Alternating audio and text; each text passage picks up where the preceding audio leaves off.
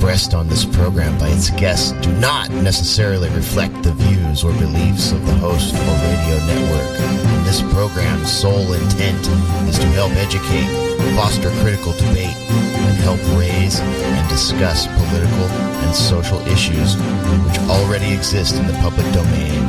Thank you and enjoy the program.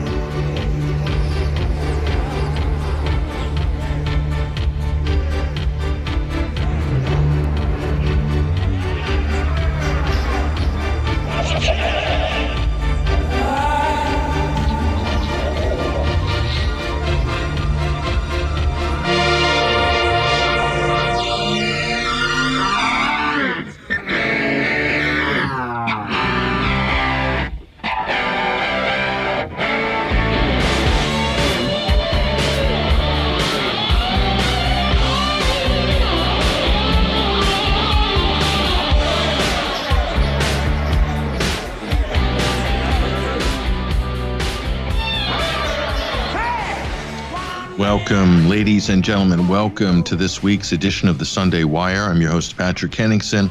We're streaming out live on the Alternate Current Radio Network and also at 21stCenturyWire.com. Thank you so much for joining us for this weekly omnibus news and analysis radio program brought to you here on ACR. This is episode 341 of the Sunday Wire. Again, I'm your host, Patrick Henningsen. Thank you for joining us this week for this live broadcast.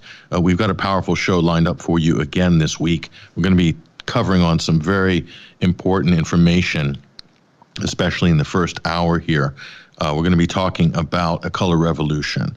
Now, we've covered many color revolutions over the years, but most of these have been for Americans and Europeans have been in, quote, foreign countries, namely in the Middle East or Eastern Europe or in the Far East as well, or in Asia or North Africa. Many color revolutions have been staged and executed mainly with the backing of the United States, with the State Department, the CIA, USAID, Google, global leaders, and various other NGO cutouts have become very adept at the art of the color revolution. In other words, the precursor for regime change in foreign countries. We're going to report this week and explain to you how this technology of change is being deployed at home now. It's no longer confined to external foreign countries for people in the West. This technology, this method is being deployed at home now against the people of the United States in the upcoming election. We'll explain to you exactly how that is going to unfold in a minute. And later on at the top of the second hour, we're going to be connecting with our roving correspondent for culture and sport, Basil Valentine, who's going to be joining us on the live link with some related stories. There's two anti-lockdown protests which took place in London in Trafalgar Square this weekend, one yesterday and one today. The police came out yesterday and were looking to make an aggressive statement, and they did. A large group of police officers charged a crowd of peaceful protesters in Trafalgar Square, trying to incite violence, basically. The police shouldn't have done that. That's what all the commentators have said. The video is up on our Twitter feed right now at 21Wire, and you can judge for yourself, but it's pretty obvious what happened. So that was a bit of an own goal on the part of the Metropolitan Police there. They probably shouldn't have done that. Why were they trying to do that? Well, we're not quite sure. To provoke a reaction, probably to give the press something to report on.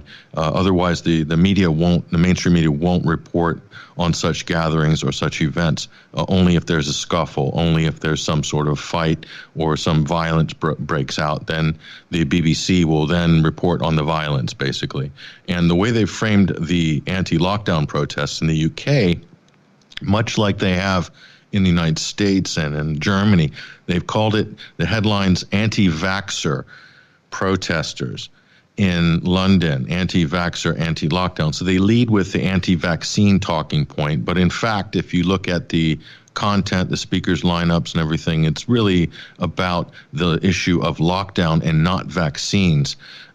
So that you can see how the media is trying to frame this as a, quote, conspiracy theory-led, anti-vaxxer-led movement. So they're trying to sort of give it the tinfoil hat treatment.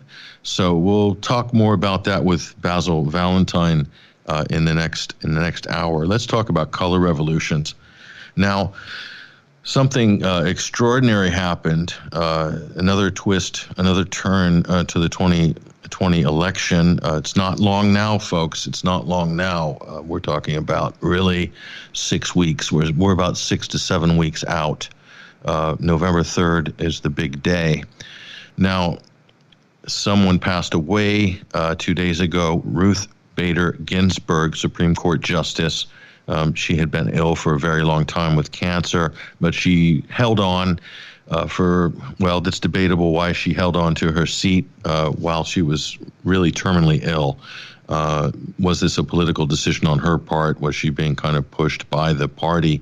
Was she just determined to kind of make it through this election cycle, hopefully with a Biden win that would give the Democrats an opportunity to fill her seat with a liberal left-wing judge to the Supreme Court? This is a big battle in terms of the culture wars in America.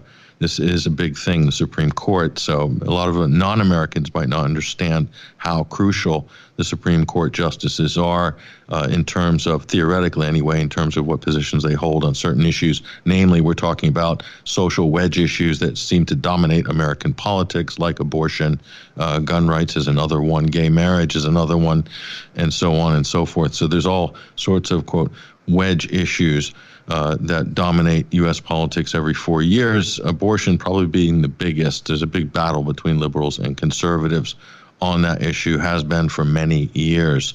So Ruth Bader Ginsburg, or RBG, not to be confused with the color, the Pantone colors, Ruth Bader Ginsburg is passed away. And arguably, as the president said himself yesterday, she's had an extraordinary life. And certainly her life story is quite extraordinary. Now, there is probably a lot of people that would debate about her career as a jurist, maybe not as impressive as a judge.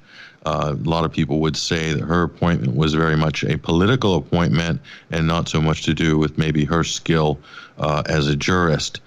So that's up for debate, obviously, and that will be debated by scholars going forward in terms of U.S. history.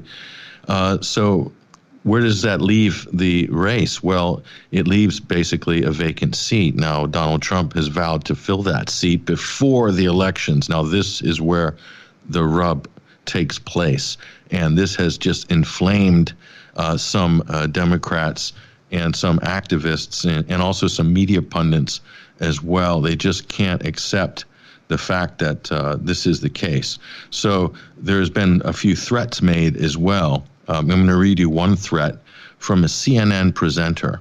Okay. This is Reza Aslan. He's got a show on CNN.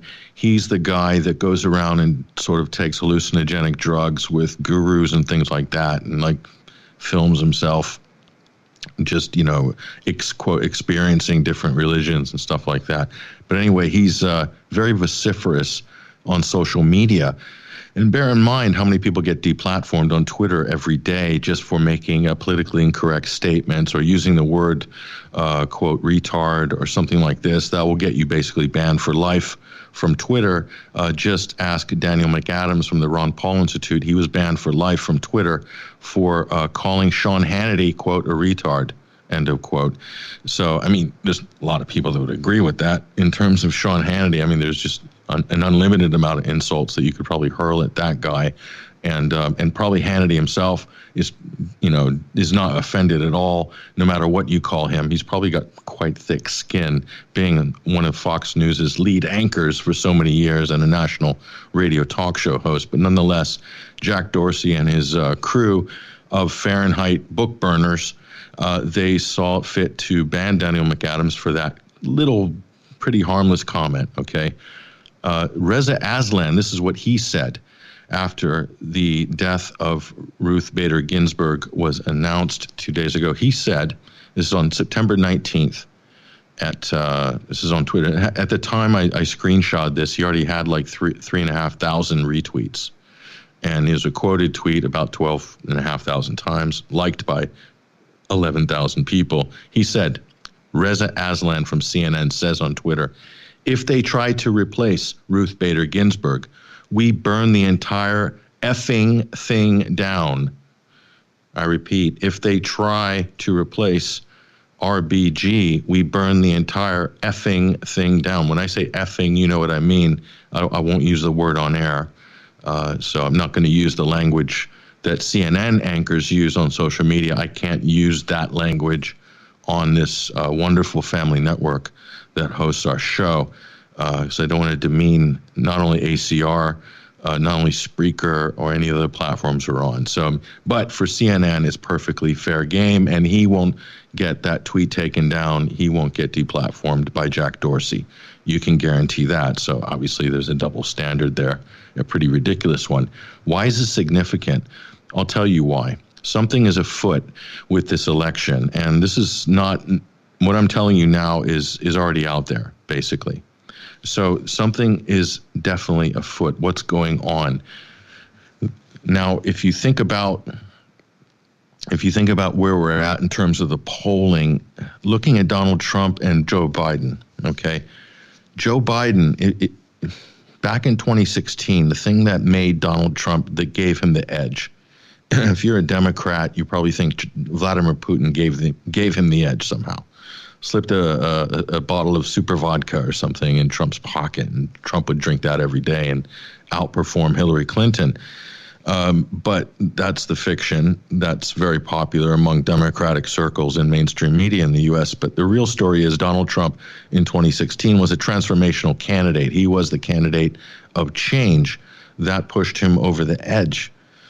So Hillary Clinton was uninspirational, ran arguably, a lot of people would say, at the time, would say that that was the worst presidential campaign anybody had ever run in living memory, possibly in the history of the country, in modern times anyway, what we consider modern times, let's just say the 20th century. The worst campaign ever. She literally didn't have any big rallies. She just assumed she was going to win. The media fudged all the polling for her. I mean, the whole thing was just, they thought they had it completely in the bag.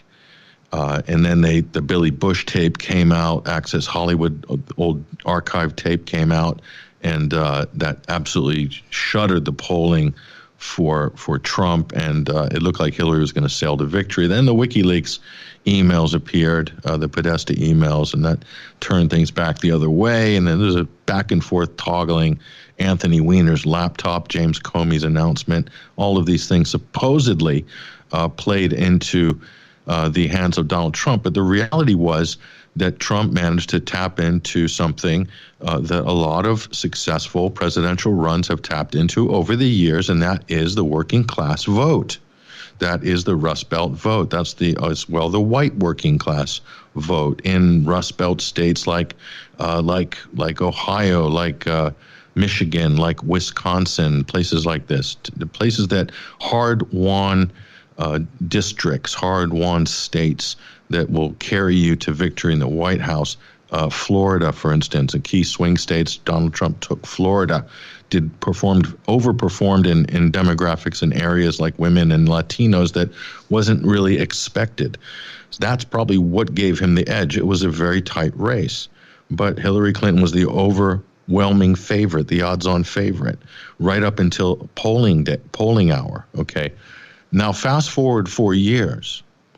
And then you have to ask yourself a question. If Hillary Clinton lost in 2016 and she wasn't a transformational candidate, she wasn't the candidate of change, and that's why she came up short on the finish line. Compare Hillary Clinton to Joe Biden, and what is your first impression? There's a lot of people listening to this show. They're smart. They have good instincts politically. Donald, you got to compare Hillary Clinton or Joe Biden. Who's a stronger candidate? Who ran a better? Bear in mind, she ran the worst campaign in living memory. But who's running a stronger campaign right now based on what you've seen? Hillary Clinton in 2016 or Joe Biden in 2020? Okay, I'm going to answer that question myself. My opinion is Hillary Clinton has run maybe 3 or 4-fold better campaign than Joe Biden. She's a 4 times stronger a candidate than Joe Biden.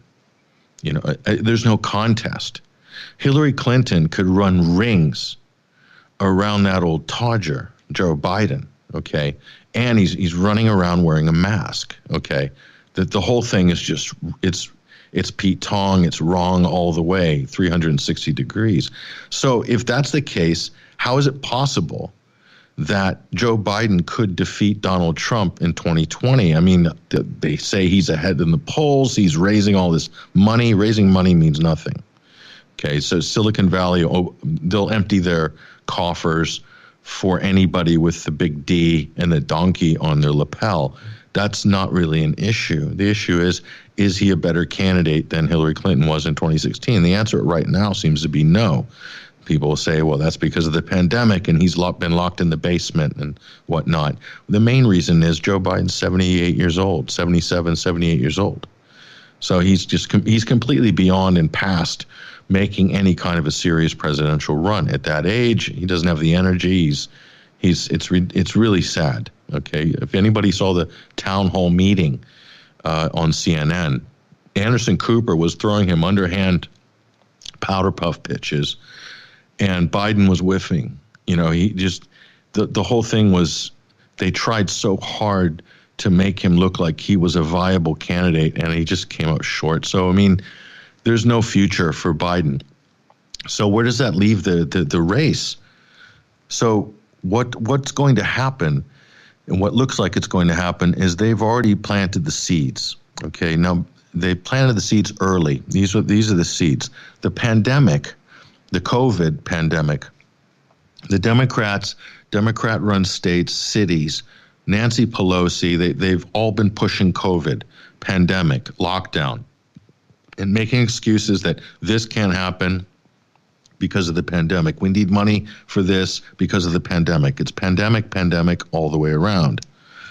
And so one of the effects of this is that it's pretty clear that the Democratic strategy early on was promoting the pandemic. And of course, a lot of older voters and a lot of people who are scared and masked up and they don't want to go outside, they've totally bought hook, line, and sinker the Anthony Fauci party line on the virus, basically. And so there's a lot of people that they're not going to go out to vote. So the Democrats concocted this postal vote campaign. And then they created a fake story that the Trump administration and Louis DeJoy were trying to undermine the Postal Service and hamstring it so that they couldn't deliver the postal votes. And so they've already created an excuse. That's a seed that's been planted in August, okay? That's a seed that's been planted in July and August, and it's going to sprout in November. And what's going to happen, what looks like it's going to happen, I'm looking at the polling, I'm looking at the swing states, I'm looking at the performance of Joe Biden and Donald Trump, and I'm comparing them, and there's just no comparison. And what's going to happen, it looks like Trump is going to stomp to victory on November 3rd. It just looks like that. Now, I could be wrong, of course. Maybe the pollsters are right and I'm wrong, okay? But, the lessons we learned in 2016 is, A, don't trust the mainstream polls. A, don't trust the mainstream media. They're lying, okay? Those are the lessons that we learned in 2016. So why would I not follow those lessons from 2016? Why would I believe the mainstream pollsters and the mainstream media? That's a question I'm asking myself, and of course the answer is, for me, I'd rather not believe them. I'd sort of put my money on the fact that they're probably fudging and lying.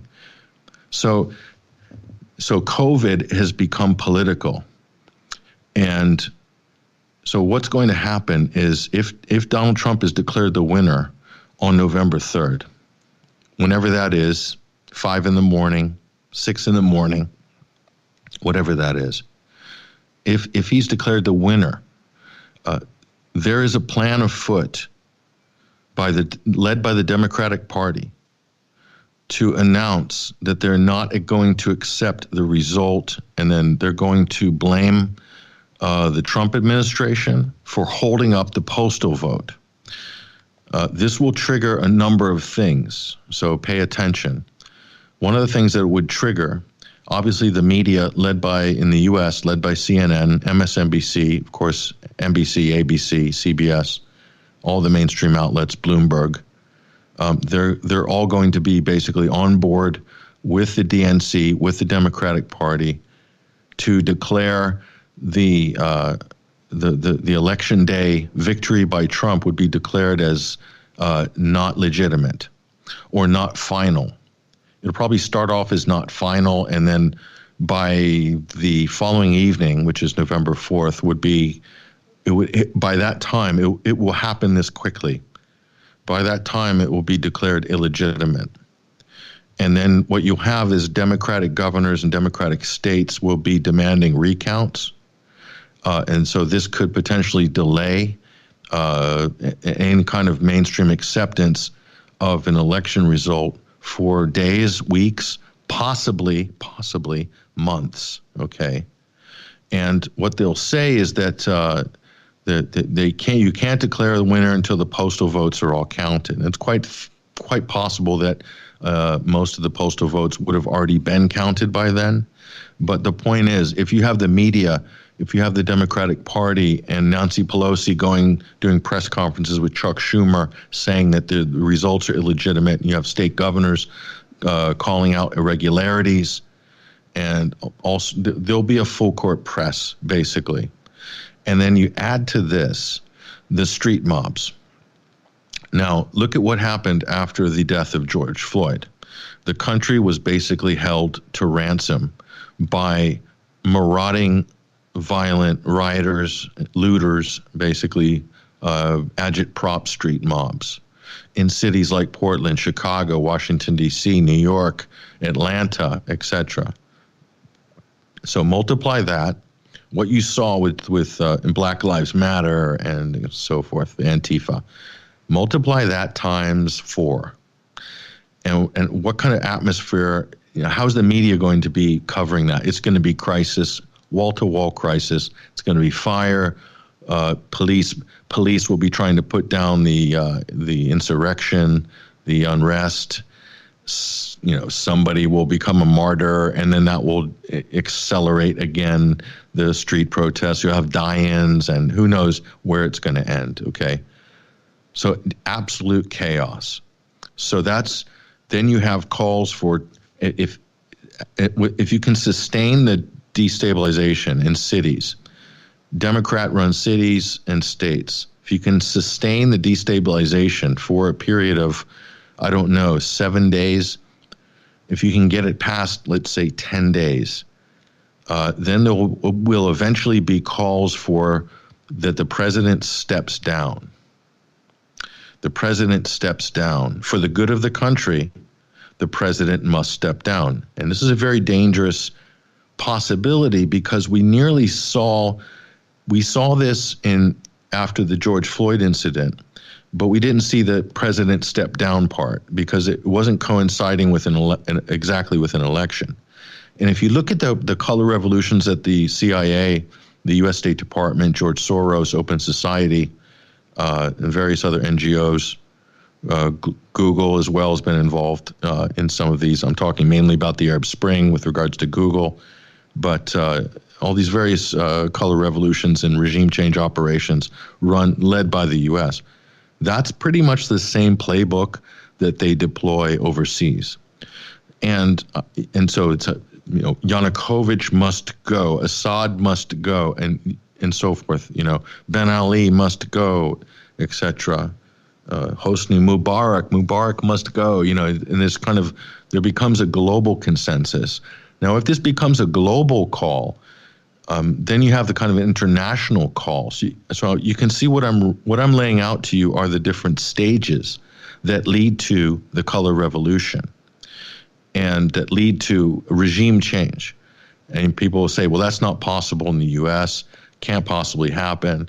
I'm going to tell you that maybe not, But I believe all the signs indicate today that the Democratic Party are coordinating with the mainstream media and have plans afoot, and with the street mobs, then have plans afoot to give this a go.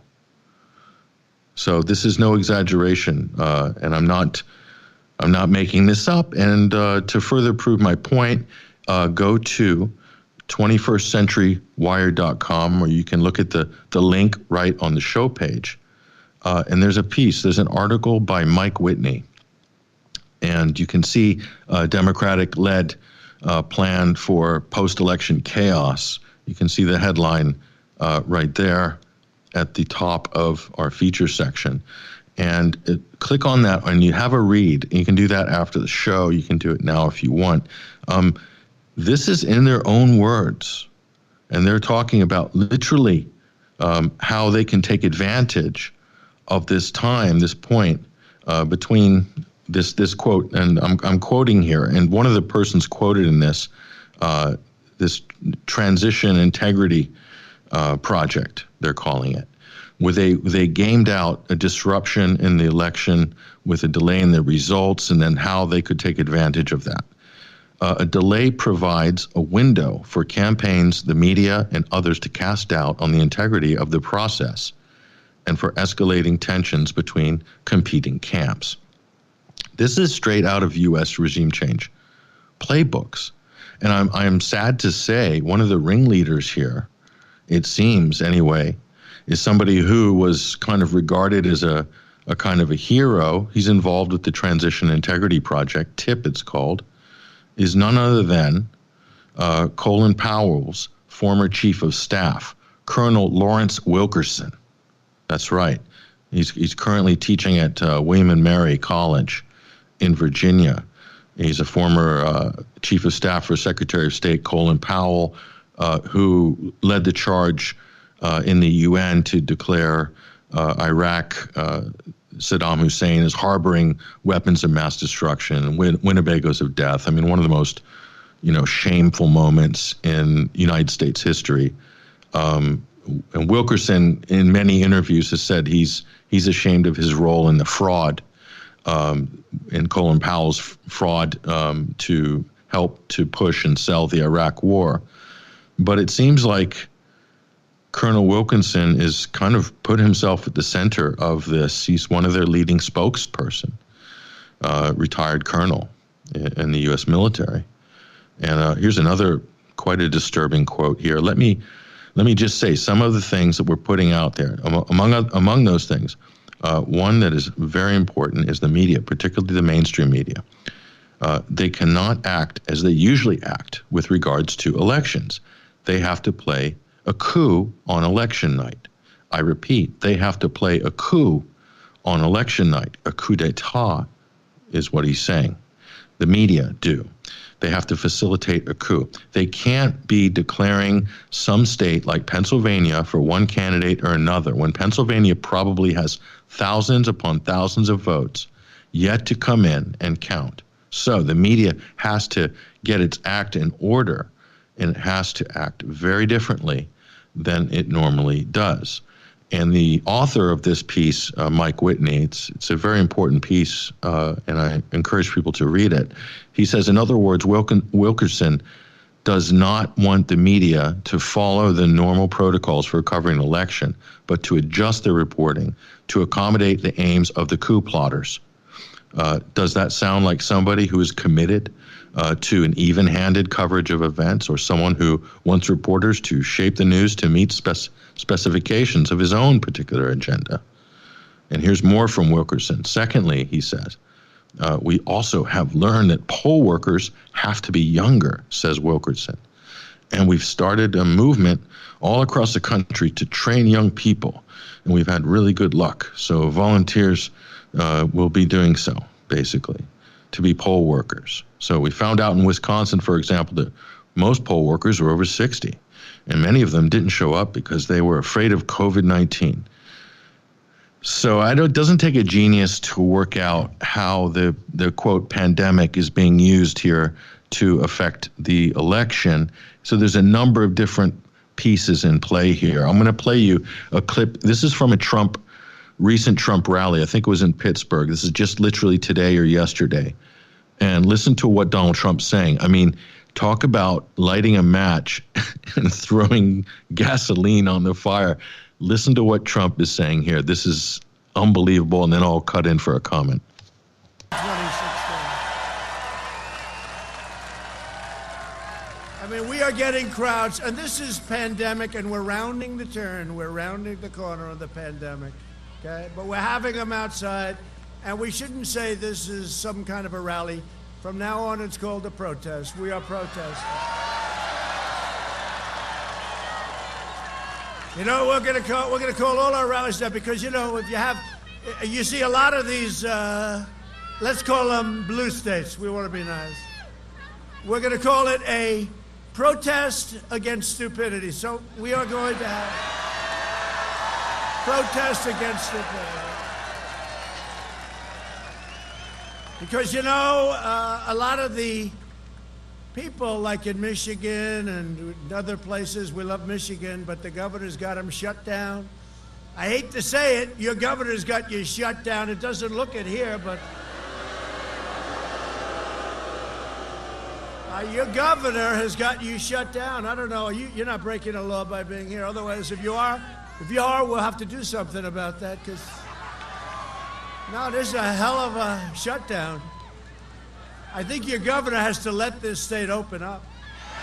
Gonna let this state open up. And Pennsylvania, look what they're doing in Pennsylvania, a great state. That's actually something very special is going to happen here in Pennsylvania. That's a Commonwealth. We always have to remember Pennsylvania Commonwealth. Got two of them, and you better remember, you get in trouble. But we love Pennsylvania, and it's shut down. The governor's got it just shut down, nice and tight. And you know what? On November 4th, it's going to be opened up. It's going to be opened up. Whoa, they're trying to hurt our numbers. Okay, ladies and gentlemen, what you just heard there. So Donald Trump has just laid the challenge down. So he is literally making COVID and shutdowns and lockdowns, he's beginning to make it an election issue. So this is going to polarize the media. It's forcing the Democrats to be pitting them against the people, against businesses that are tired and want to open up. And it's going to become, it's already a wedge partisan issue. Masks are already a wedge partisan issue in the U.S. Now lockdowns are going to become more so of a partisan wedge issue the closer we get towards November 3rd, towards the U.S. presidential election. And so the media will go into overdrive with case reports, spikes, surges, saying, we can't open up, we need to lock down, So it'll become those who want to improve the economy, those who want to get back to normal, and those who want to keep the pain and suffering going for political reasons mainly, okay? And some that are have become so brainwashed and paranoid that they're scared of, they think that COVID is the Black Death, basically. There's still quite a few people that believe that or feel that way, even though that's not even remotely the case. So, but Donald Trump is basically, the gloves are off, and he's hitting Biden pretty hard in some of the speeches that I've heard so far. So he's been told by his team, you go ahead, weapons free, you can hit Biden hard. And when the debate comes, I mean, that's going to be probably one of the most watched. If Biden goes through with it, I still say, as we said on the show before, they'll come up, it's quite possible they're going to come up with an excuse which is going to allow Biden to opt out of the debate. It'll be something. It'll be a COVID outbreak, or a member of staff has COVID. There'll be something. I just can't see him going toe-to-toe with Donald Trump for over an hour, 2 hours, or whatever the debate is. We know that Joe can't manage more than a certain set period of time, and also to be off script for a long time is dangerous for Biden.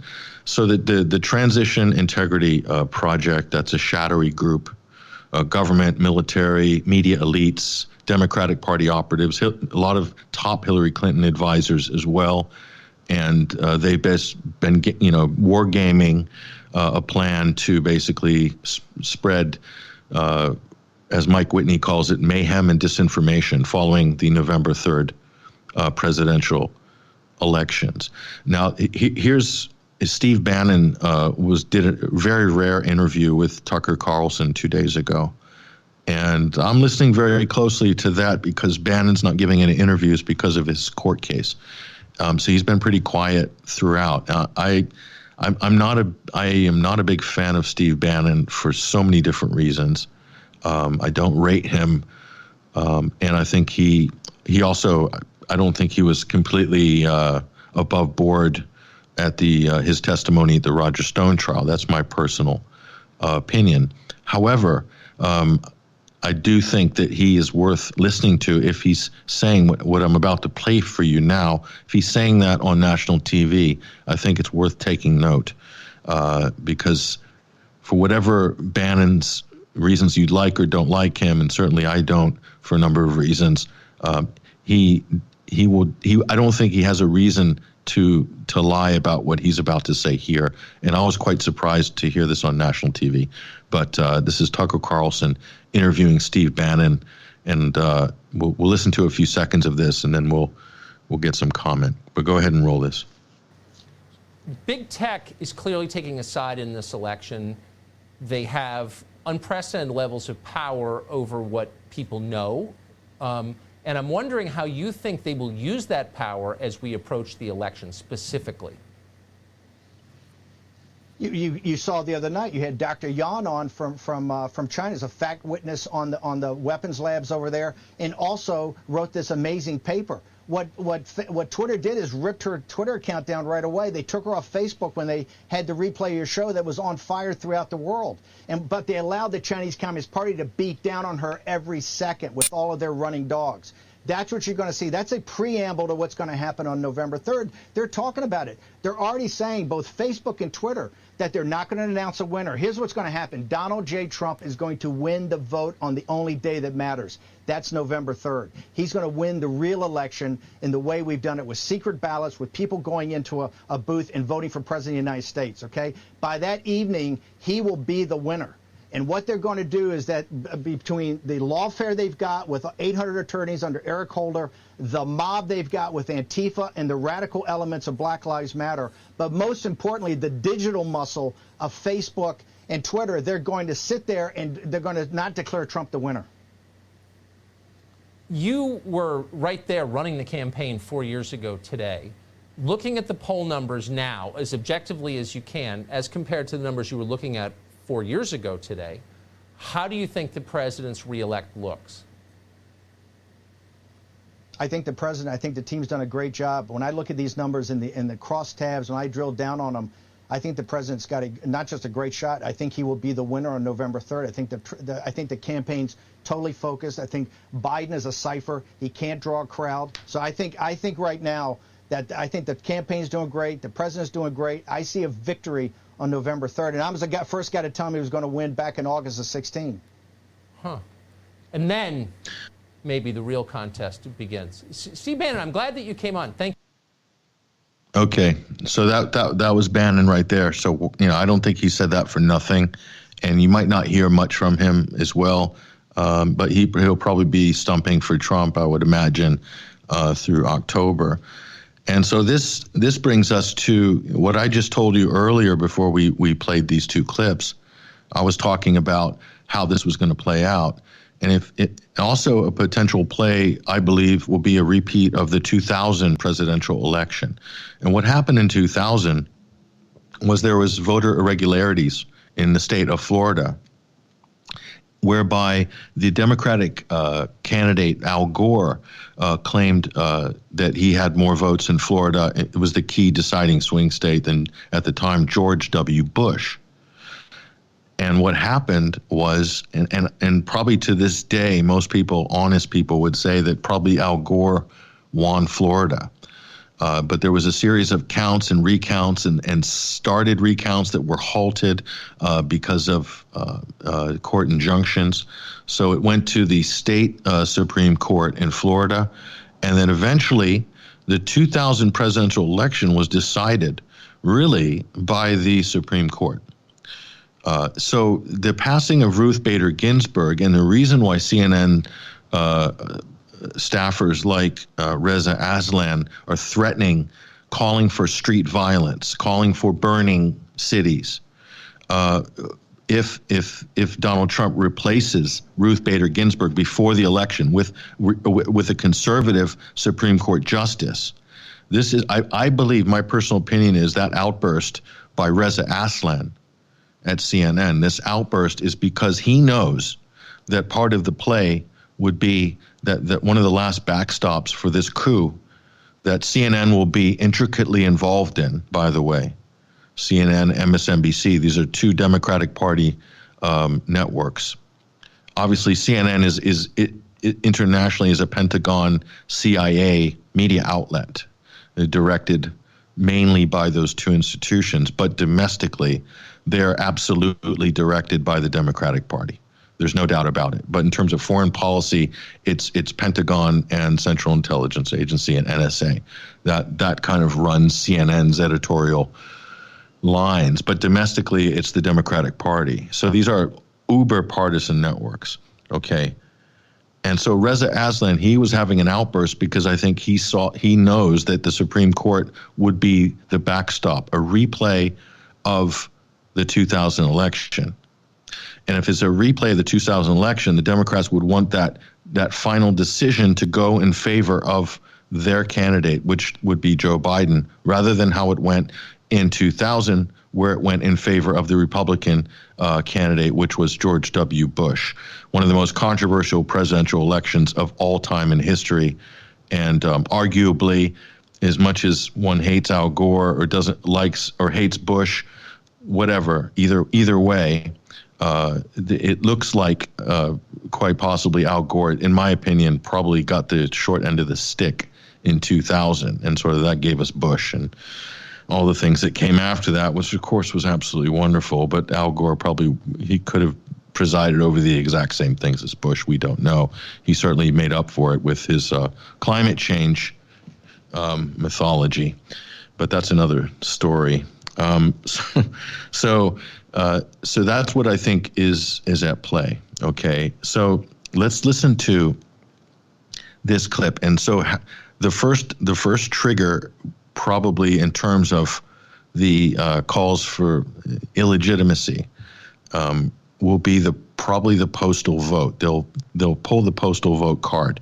So Nancy Pelosi already put this seed into the ground back in August. So we dug up this clip where she pretty much gave the game plan away. So we looked back in the archives this week and we pulled out what we thought was Pelosi giving the game plan away back in August. So kudos to our researchers for finding this specific clip of Pelosi. But listen very closely to what she's saying and how she is using COVID as the kind of mechanism to make this work. Listen to this. They've not really ever liked the Postal Service because they always want to find a way to make money off of something and they want to privatize. But now, at a time of a pandemic, you would think they'd have a little sensitivity. But so obsessed are they to undermine absentee voting that this is their connection there. So the president says he's not putting up any money for absentee voting, and he's not putting up any money for the Postal Service, undermining the health of our democracy. That's all, folks. So there she is, Nancy, and pardon the Bugs Bunny Looney Tunes pun, but it's just so fitting. She does sound a lot like some of those characters these days.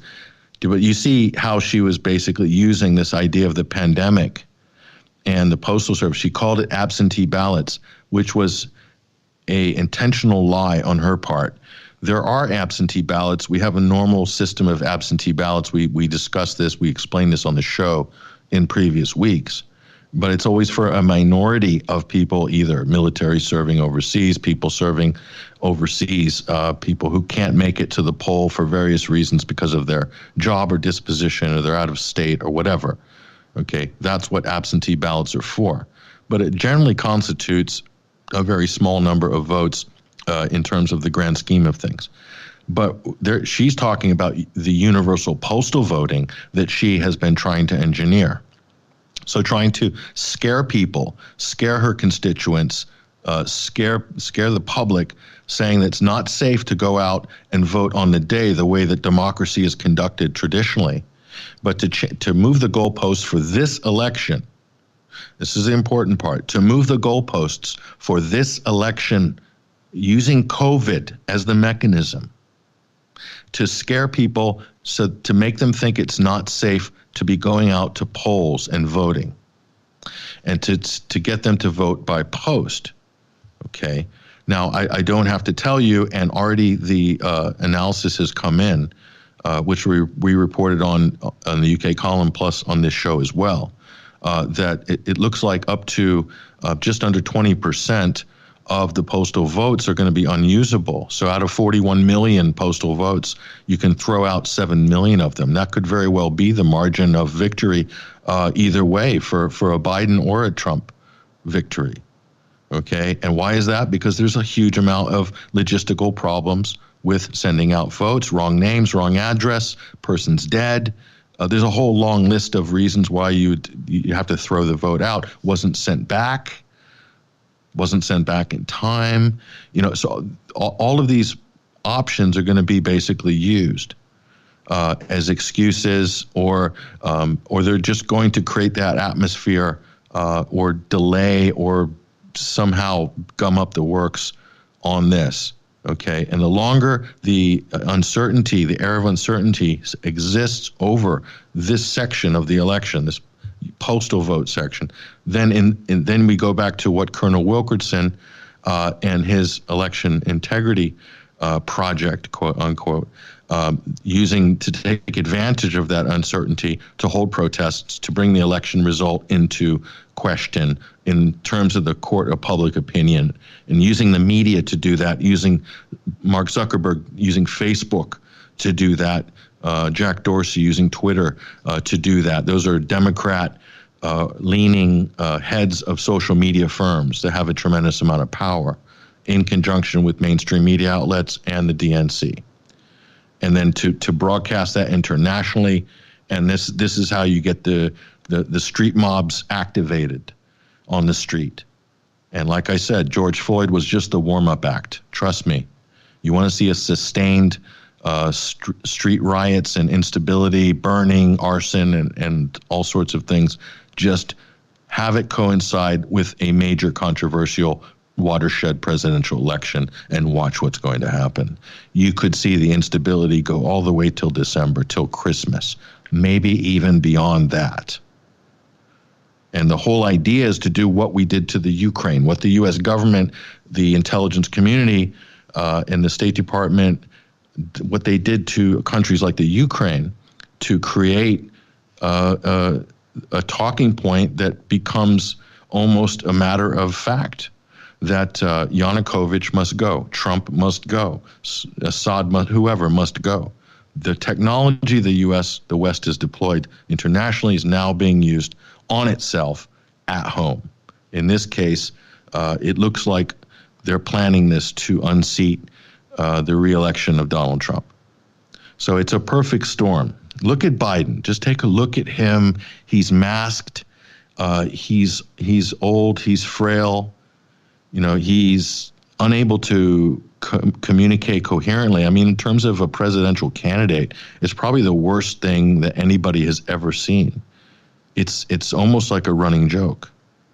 So he's hopeless. I mean, he makes Walter Mondale look like LeBron James in terms of energy output in comparison.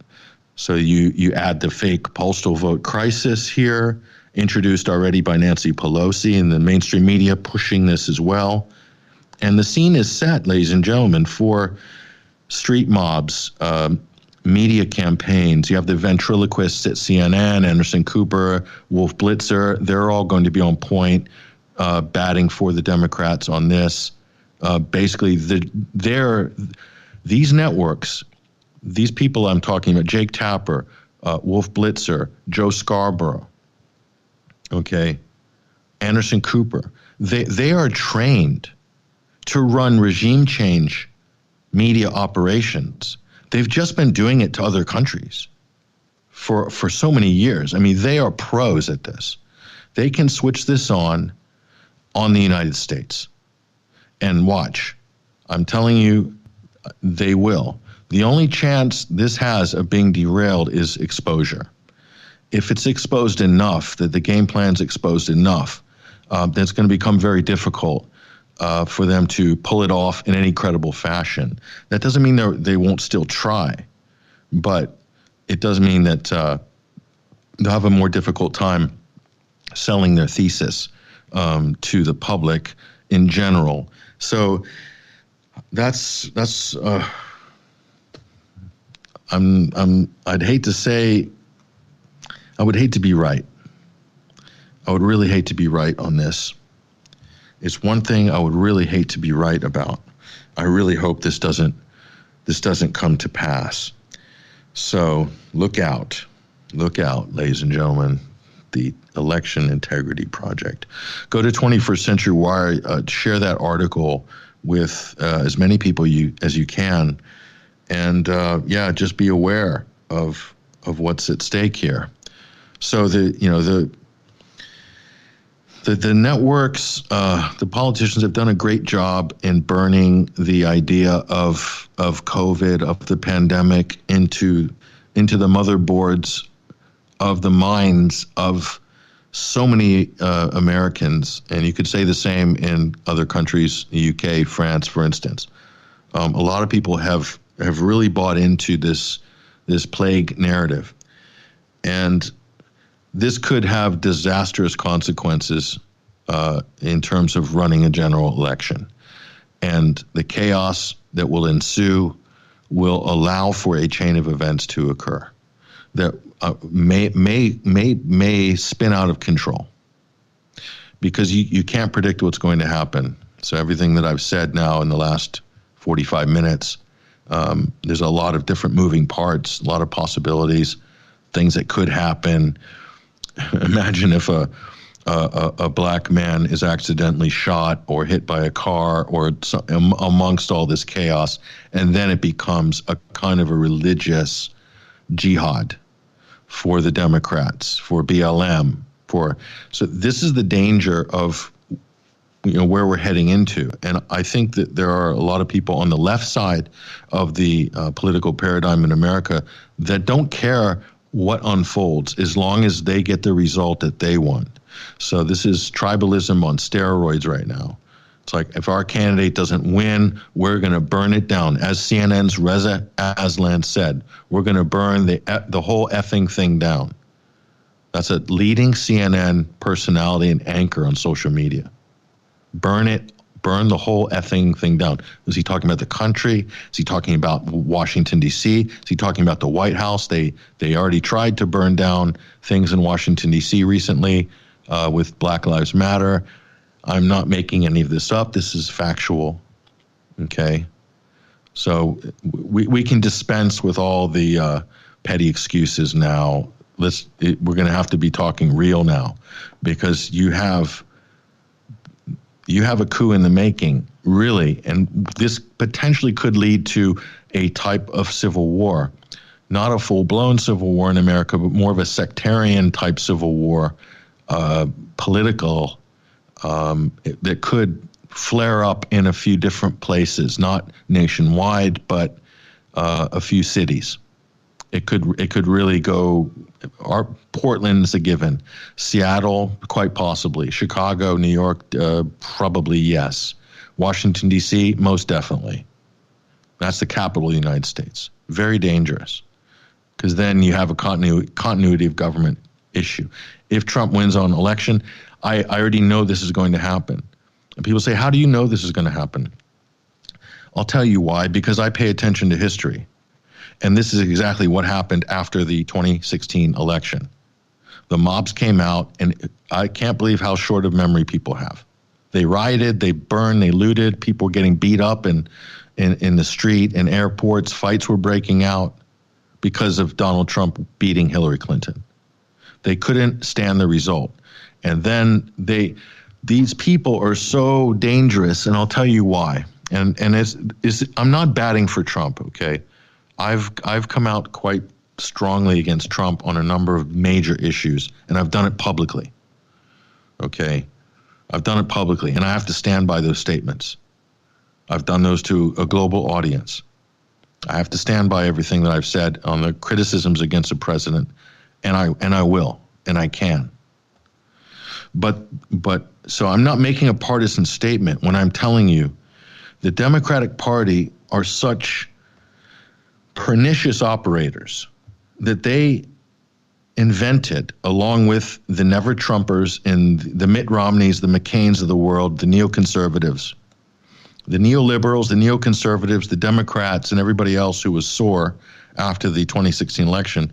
They advanced, they invented, they advanced, and they promulgated a fictional conspiracy theory that the Russians and Vladimir Putin elected Donald Trump somehow in 2016. It was a total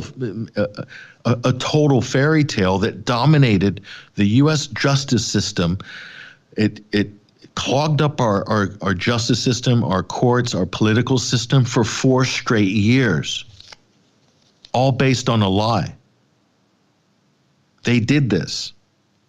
So if they're willing to do that and push their country closer to war footing with another nuclear power in the process, if these people, these same people are willing to do that, willing to put the whole country at risk and at major expense to undo decades of détente, if they're willing to do that for 4 straight years, they're willing to sacrifice themselves, their party, to create a fictional scenario that would damage the country deeply because they lost an election, because they couldn't take the White House.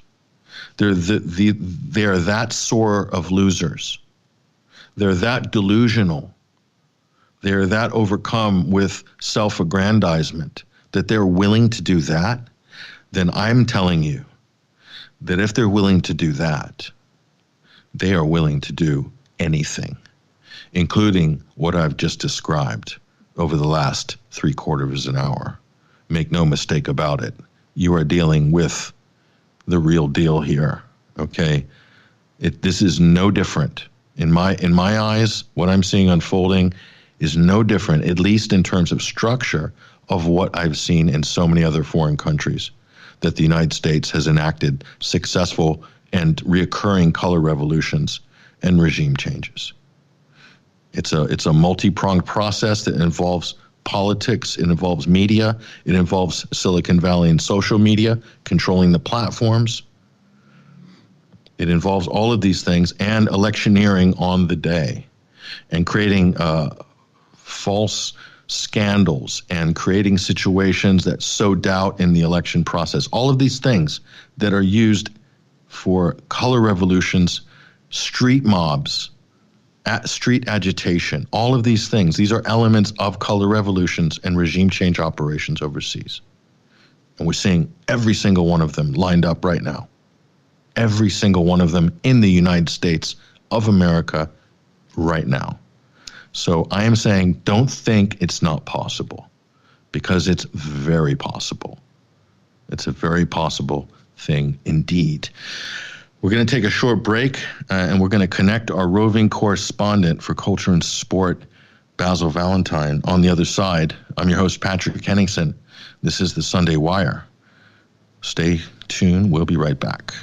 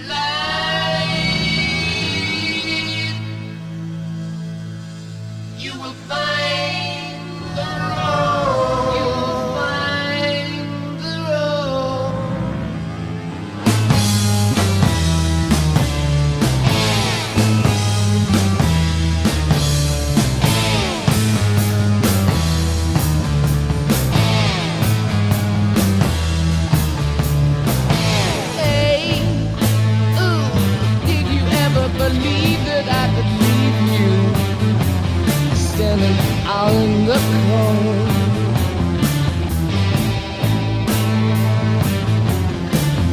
Hey, yeah, baby, I know how it feels, 'cause I have slipped through to the very depths of my soul, yeah.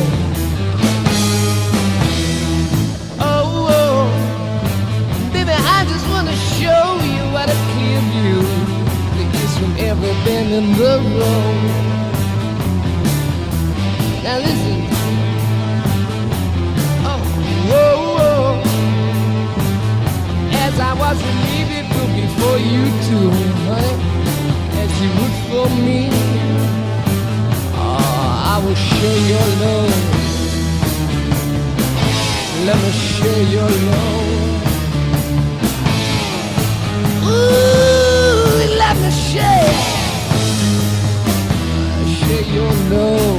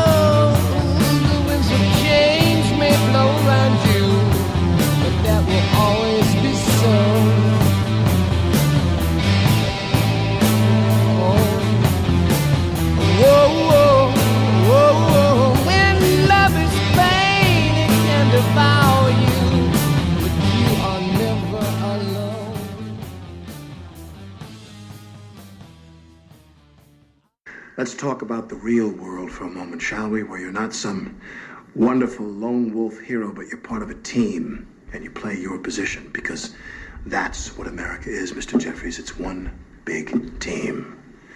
Now, this might be difficult for you to grasp, but I am a patriot. And a patriot is one who makes the right moral choice. Sometimes it takes a strong man to make that choice.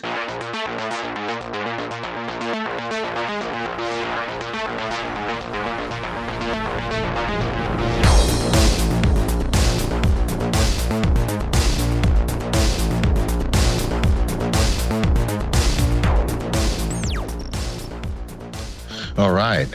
Welcome back. Welcome back, ladies and gentlemen, to the Sunday Wire. I'm your host, Patrick Henningsen, for the final segment of Overdrive. We'll be connecting with our roving correspondent for culture and sport in just a minute, Basil Valentine, waiting in the wings. We'll be looking forward to that conversation with him. But before we do that, I just wanted to give a shout out to some wonderful people, people who are supporting this show that are supporting 21st Century Wire in our work. There's been a few new members who've joined over the last couple of weeks. I want to say thank you very much, and also some donations as well that have come in. You know who you are. We'll probably read off some names next week. Just a big thank you. But also a thank you to everybody that downloaded the Brave browser from 21stcenturywire.com. For those of you who are listening who aren't familiar with Brave, Brave is a web browser. It's like Firefox, Safari, like Internet Explorer, Google Chrome. However, they're slightly different as a company. They don't believe in harvesting data. They don't believe in saving your search information. They don't believe in tracking you. They put all the power in your hands. So you can customize the browser. You can knock the ads out, the scripts out, whatever. Okay, Brave offers all of that. It's a super lightning fast internet browser, a great surfing experience. And a lot of people, a lot of our readers have downloaded it on their laptops, on their tablets, their iPhones, their Androids, and so forth, their desktop computers. From 21st Century Wire, you'll see the banner on the show page, but also on our main page, Brave browser right at the top. Download it from us, and Brave will throw some of their back coins, cryptocurrency coins, into our tip jar. Why? Because Brave supports independent publishers. They support independent media. There's not many companies, Silicon Valley companies, that do that. Brave is one of them. And so for this reason, we're very happy and proud to be partnering with Brave at this particular time. And we like the work that they're doing right now. We hope they keep heading in this direction that they've been heading in terms of being a ethical company with a great product. So use their product for free, help us. It's a win-win situation. So we hope that you'll get on board with Brave, and thank you to everybody that has. And as I said last week, as we said on last week's show, I got some wonderful feedback in the comment section, also on Twitter. Thank you, everybody who listened last week. It was a very important broadcast. And I talked about the playing the role, the responsibility that you have in independent media and alternative media of being the lead sled dog. And that being the lead sled dog on issues, being out front on unpopular issues, taking unpopular stances early on when you know that what you're talking about is the case.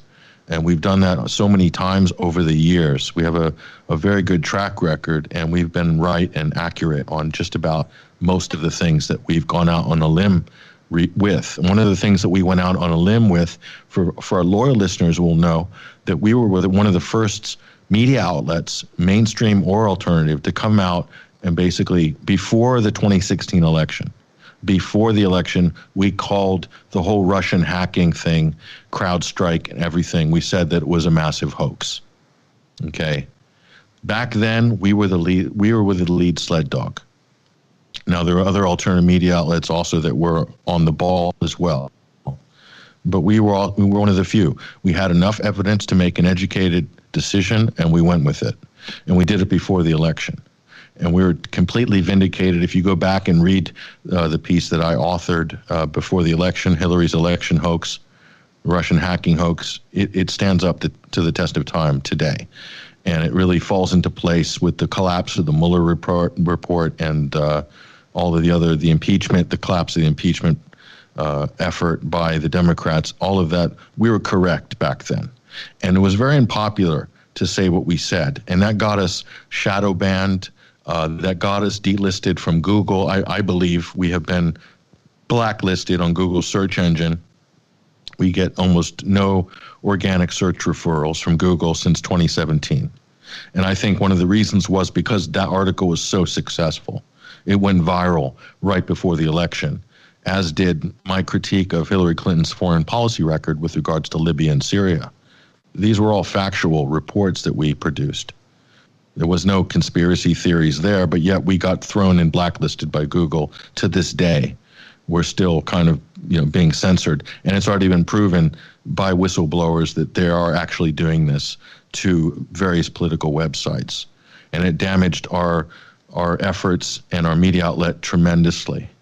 What the decision Google made to deny us access to the world's biggest search engine in terms of real organic searches. We don't have any, okay? So, and this is what happens when you're the lead sled dog. It's not a glamorous position to be in. It's a difficult position. It's tiring. It's rough, and you usually don't get any of the credit. You don't get any credit for breaking anything. The people who get credit are the ones who come in late, and they already have a sort of bandwagon, a quasi-mainstream bandwagon they use to sort of ride their supporters, and usually through a left or a right political pathway. And then they can, jump on the various bandwagons late in the game, be it Syria, be it the Assange case. But being there at the beginning, being there early when people are shouting, jeering at you, spitting at you, deplatforming you for saying the wrong things, for what they think are conspiracy theories, even if you're vindicated years later. This is the life of the lead sled dog.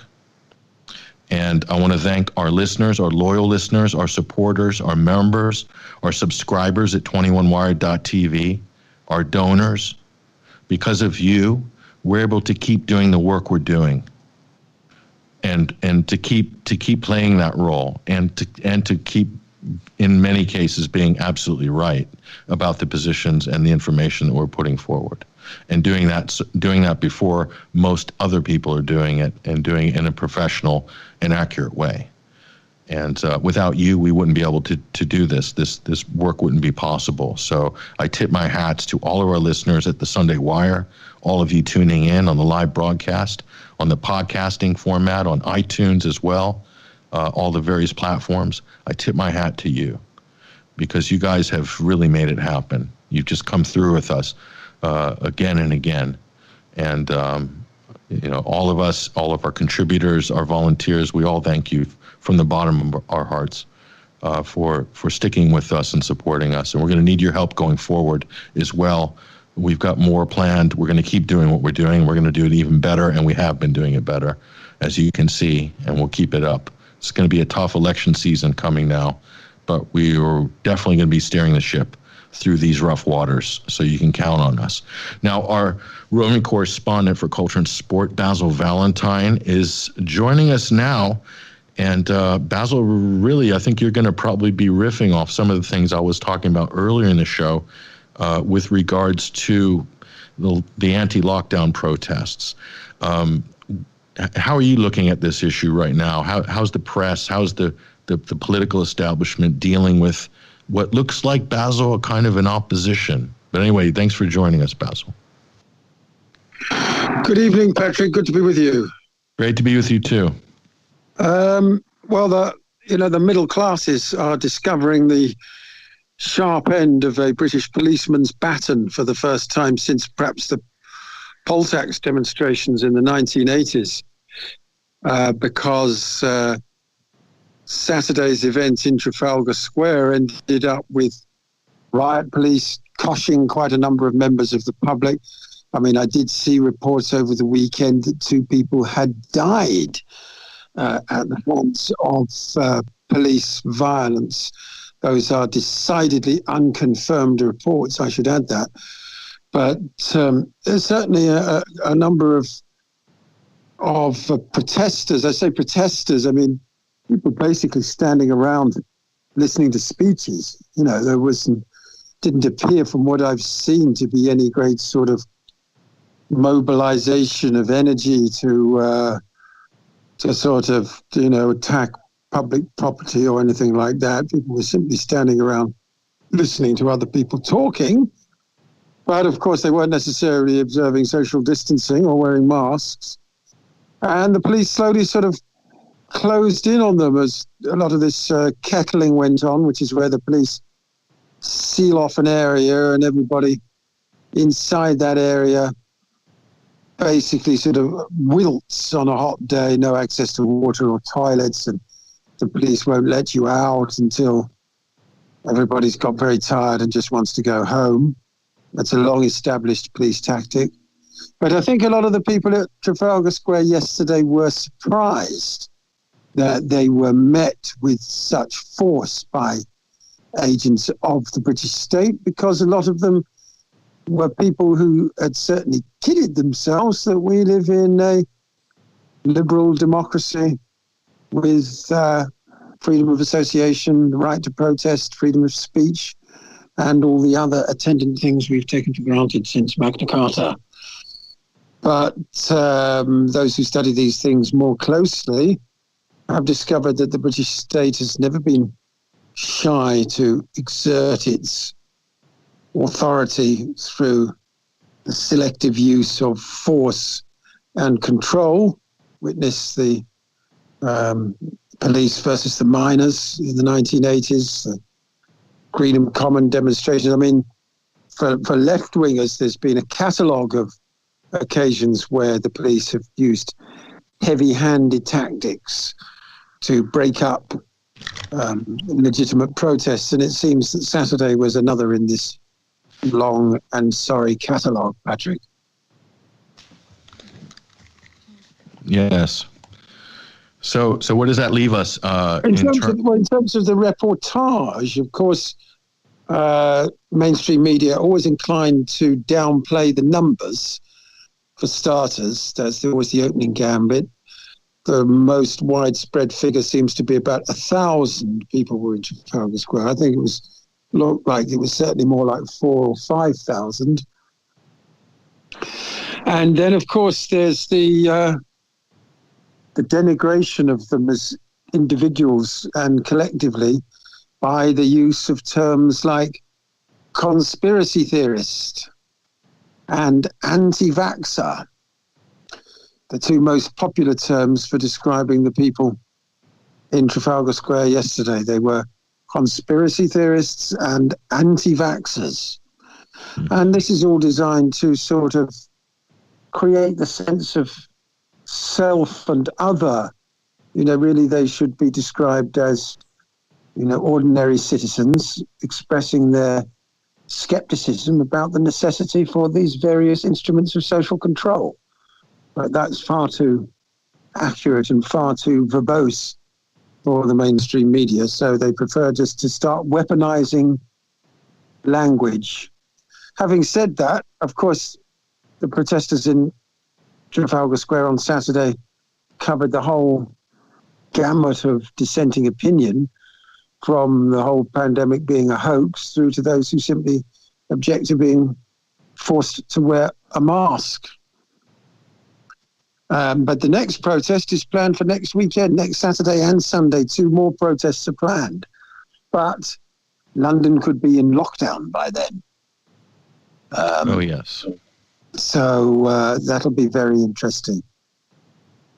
So lockdown. So that brings us to that sort of subject. So if you look at the papers, all of them, it's amazing that all of the newsstand is completely streamlined. The headlines are identical on the Mail, the Guardian, the Times, the Express, pretty much right, the Telegraph, right across the board. Second wave, Boris says second wave coming, preparing for second lockdown. So what I get from this, Basil, is the government will just say it's a second wave. If they think it's a second wave, then it is a second wave, whether or not it is, whether or not that the counting of cases or positive PCR tests constitutes a case. Okay, all of that debate isn't happening. So they're saying second wave coming, which will inevitably trigger a second lockdown. It's almost like a fait accompli. Is this how you're looking at how this is being rolled out? Yeah, I mean the facts of a second wave the scale of it seems to bear little resemblance these days to the social control measures being introduced. I mean, let's not forget, back in March, it was all to avoid overwhelming the hospitals. That was all. That was the whole reason for the so-called lockdown. Yeah, 3 weeks. 3 weeks. 3 weeks to prevent the NHS being overwhelmed. And then, things will be back to more normal. Here we are, 6 months later, and we have this sort of rolling program of social control with lots of different measures, whether it's 6 people in your house, wear a mask on public transport, got to keep 6 people apart, 6 feet apart, a whole gamut of things, really, none of which seem to have anything much to do with the NHS anymore. Now, the latest from within the Tory party, interestingly enough, it's some backbench Conservative MPs, led by the so-called grandee Sir Graham Brady, who have expressed their frustration at aspects of the restrictions. There's irritation at policy being announced to journalists in late-night briefings instead of in the House of Commons. The sort of same scepticism expressed in much milder terms as evinced by the protesters in Trafalgar Square on Saturday being shared by the likes of Sir Graham Brady, who told the Sunday Telegraph this weekend, in March, Parliament gave the government sweeping emergency powers at a time when Parliament was about to go into recess and there was realistic concern that the NHS care capacity might be overwhelmed. We now know that the NHS coped well with the challenge of the virus, and Parliament has been largely sitting since April. There is now no justification for ministers ruling by emergency powers without reference to normal democratic processes, which is a perfectly fair point. Very much so. It's not happening, though, is it? No, Brady says it's essential that going forward, all of these massively important decisions for family life and affecting people's jobs and businesses should be exercised with proper supervision and control. Brady, who is now chairman of the powerful 1922 committee of Tory MPs, plans to try to amend the legislation to allow a parliamentary vote each time the new emergency powers are used or restrictions are introduced. His intervention is a sign of the scale of the disquiet among Boris Johnson's backbenchers about the way he's handling the pandemic. With some Conservative MPs, apologies for reading here, but it's the best way of getting the information out. Some Conservative MPs, such as Desmond Swain, the representative of New Forest West, concerned that the government's restrictions are too draconian. Interesting choice of adjective. Swain has claimed that rules on face coverings were imposed without the democratic legitimate right to ask the counter case and to vote upon it in Parliament.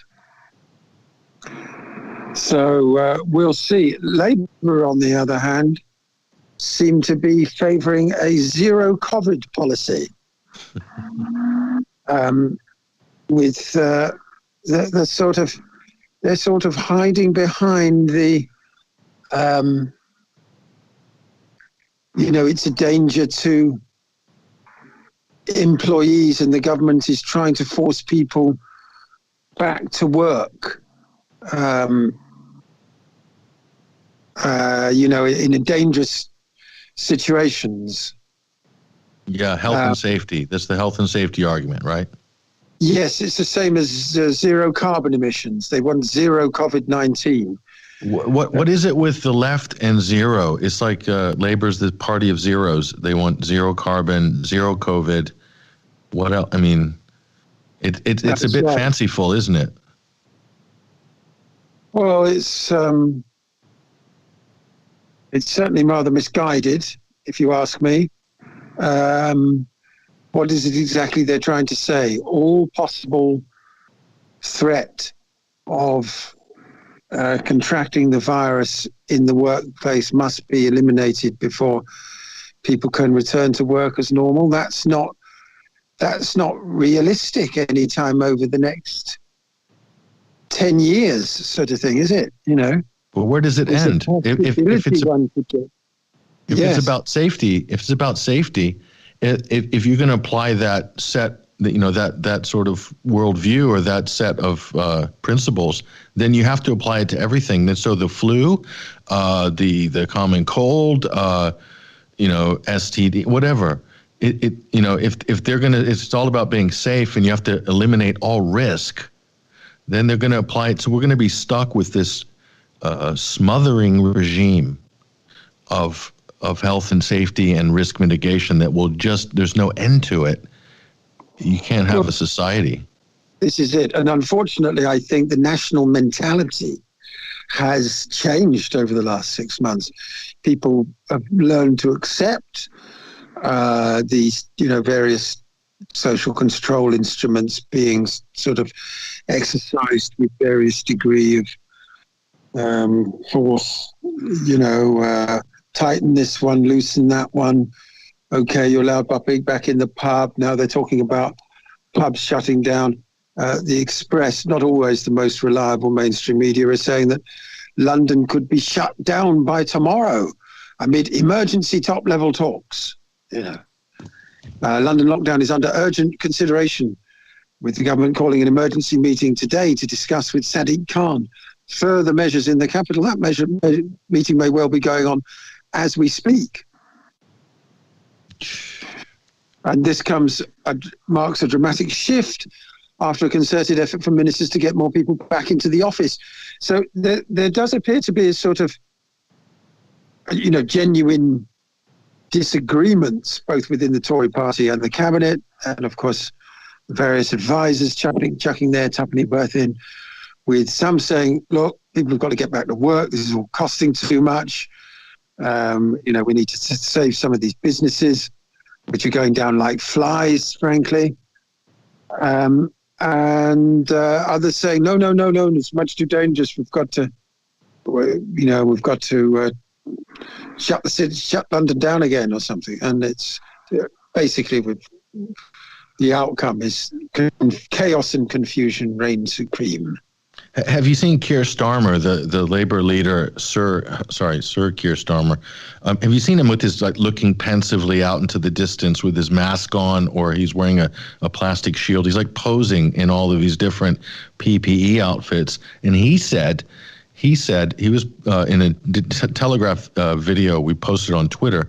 He said that children need to be, workers need to be tested every day, and all children need to be tested daily to be allowed in admission to school or to be sent home and to be self-isolated.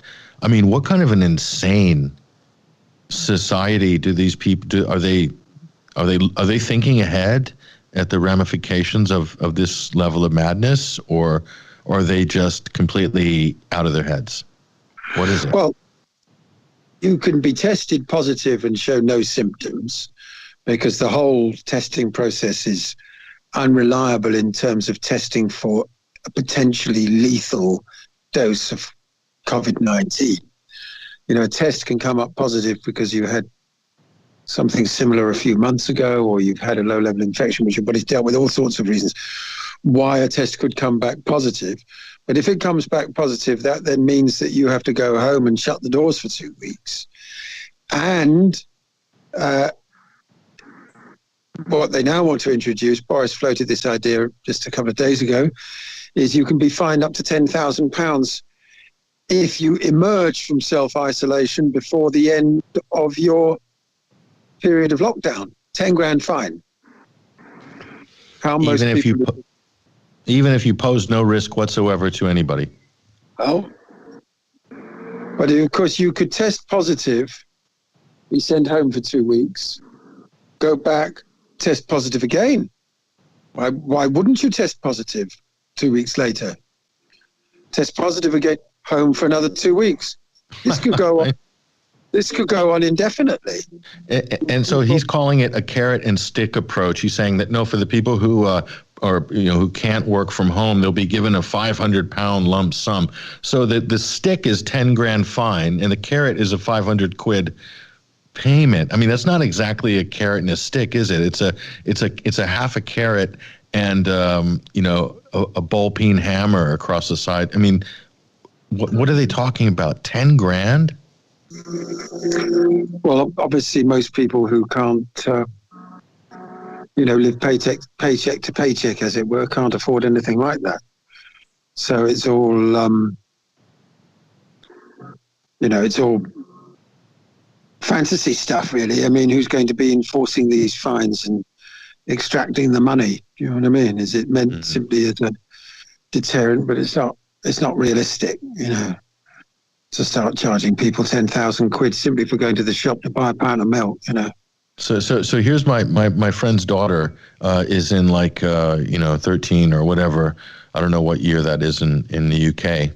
And someone in her year tested positive for COVID. So the whole homeroom has been sent home and put under house arrest for 14 days. Can't leave the house. And the whole school will be under house arrest during half-term break.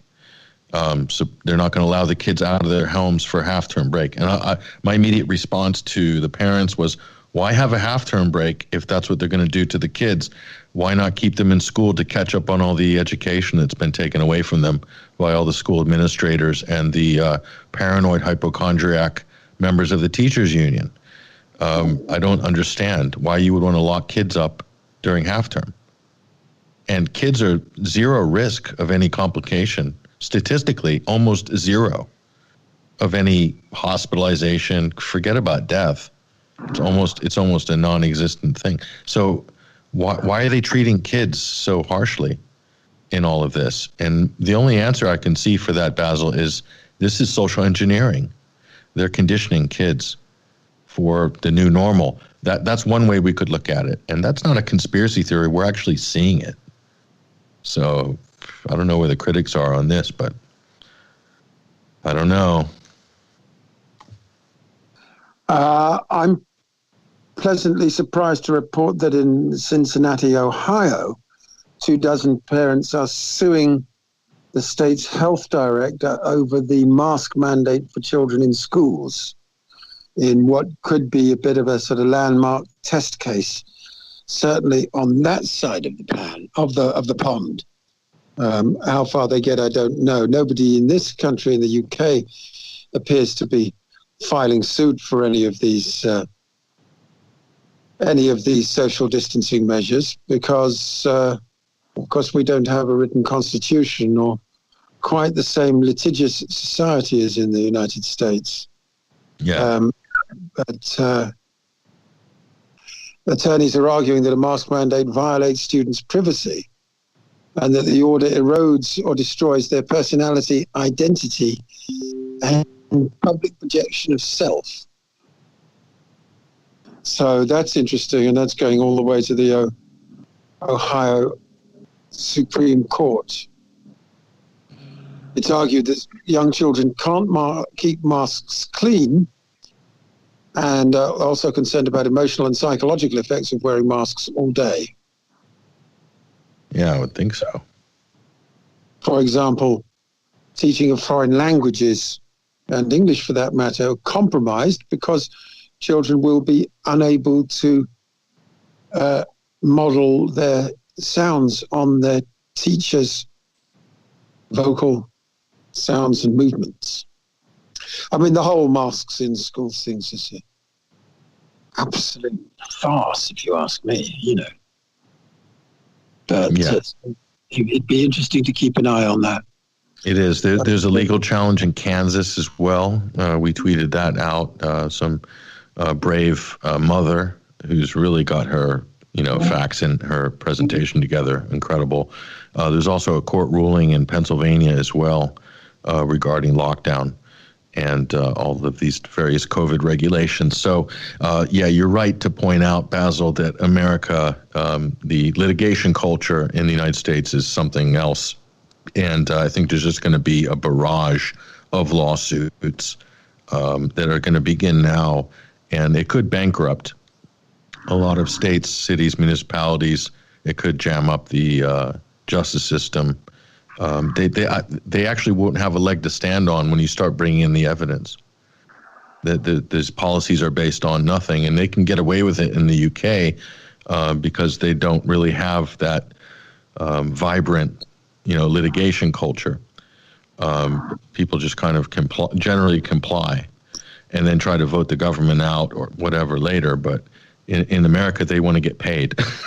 They want compensation, immediately. Yes. So anyway, what else is well, riding the headlines?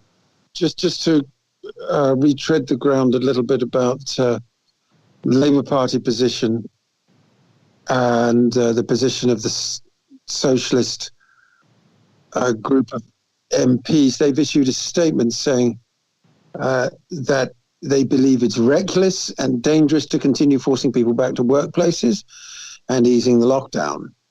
I quote, "Reducing the virus to minimal levels is not in contradiction to economic recovery. It is the precondition for economic recovery." Bollocks. And a zero COVID strategy has been successfully implemented in other countries like New Zealand. Oh, God. Are they comparing the UK to New Zealand? Seriously? Yep. Oh, my goodness.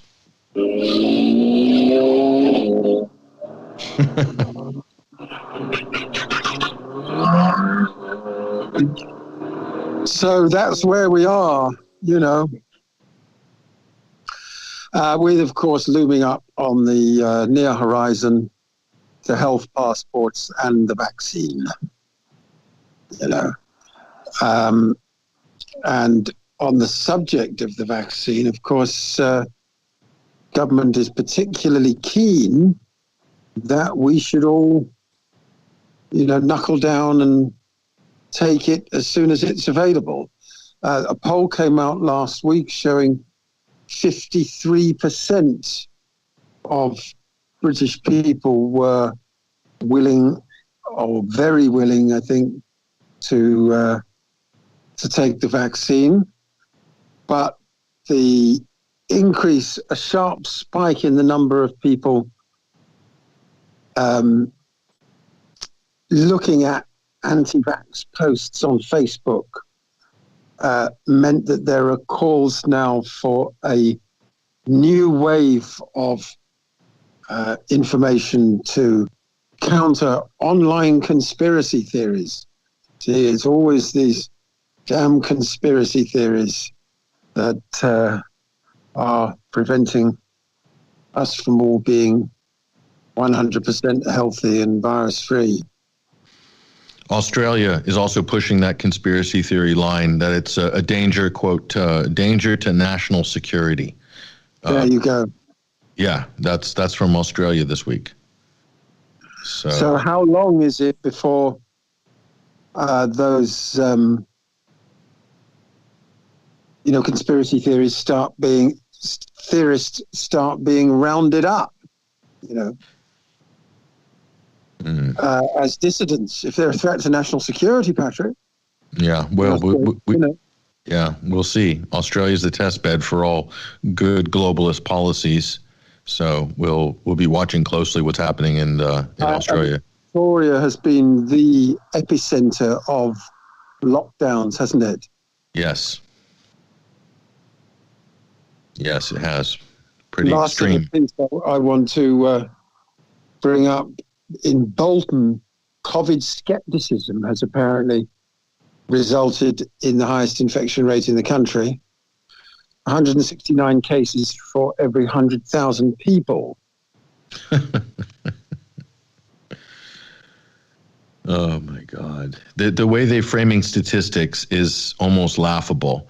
To say that one city that has 100 cases per 100,000 and another that has 160, that the one with 160 is 100% more than the next city, and and like this is has some statistical significance.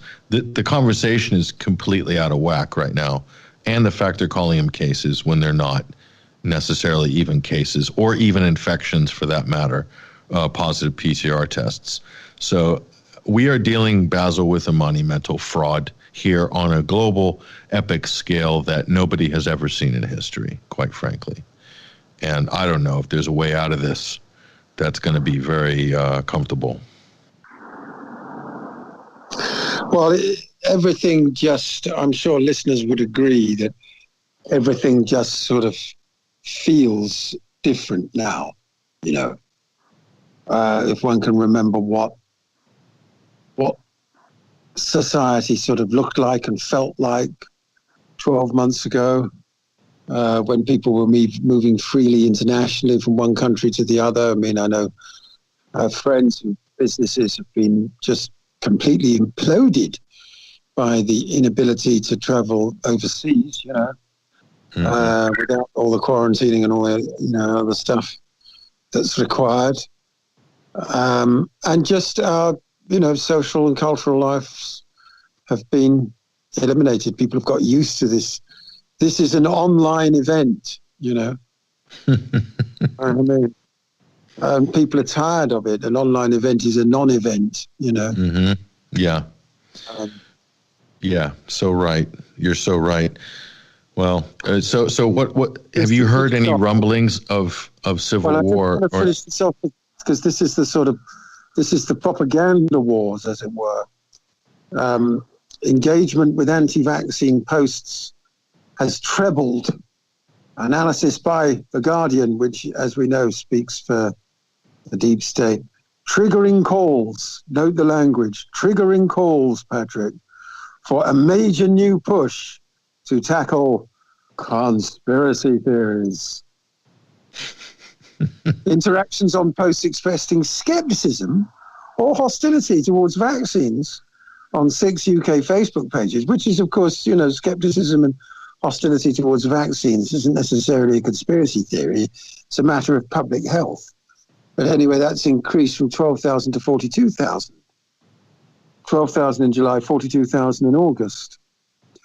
These pages were selected by running keyword searches on terms associated with the anti-vaccine movement, creating a list of pages that frequently shared disinformation and conspiracy theories. There we are again.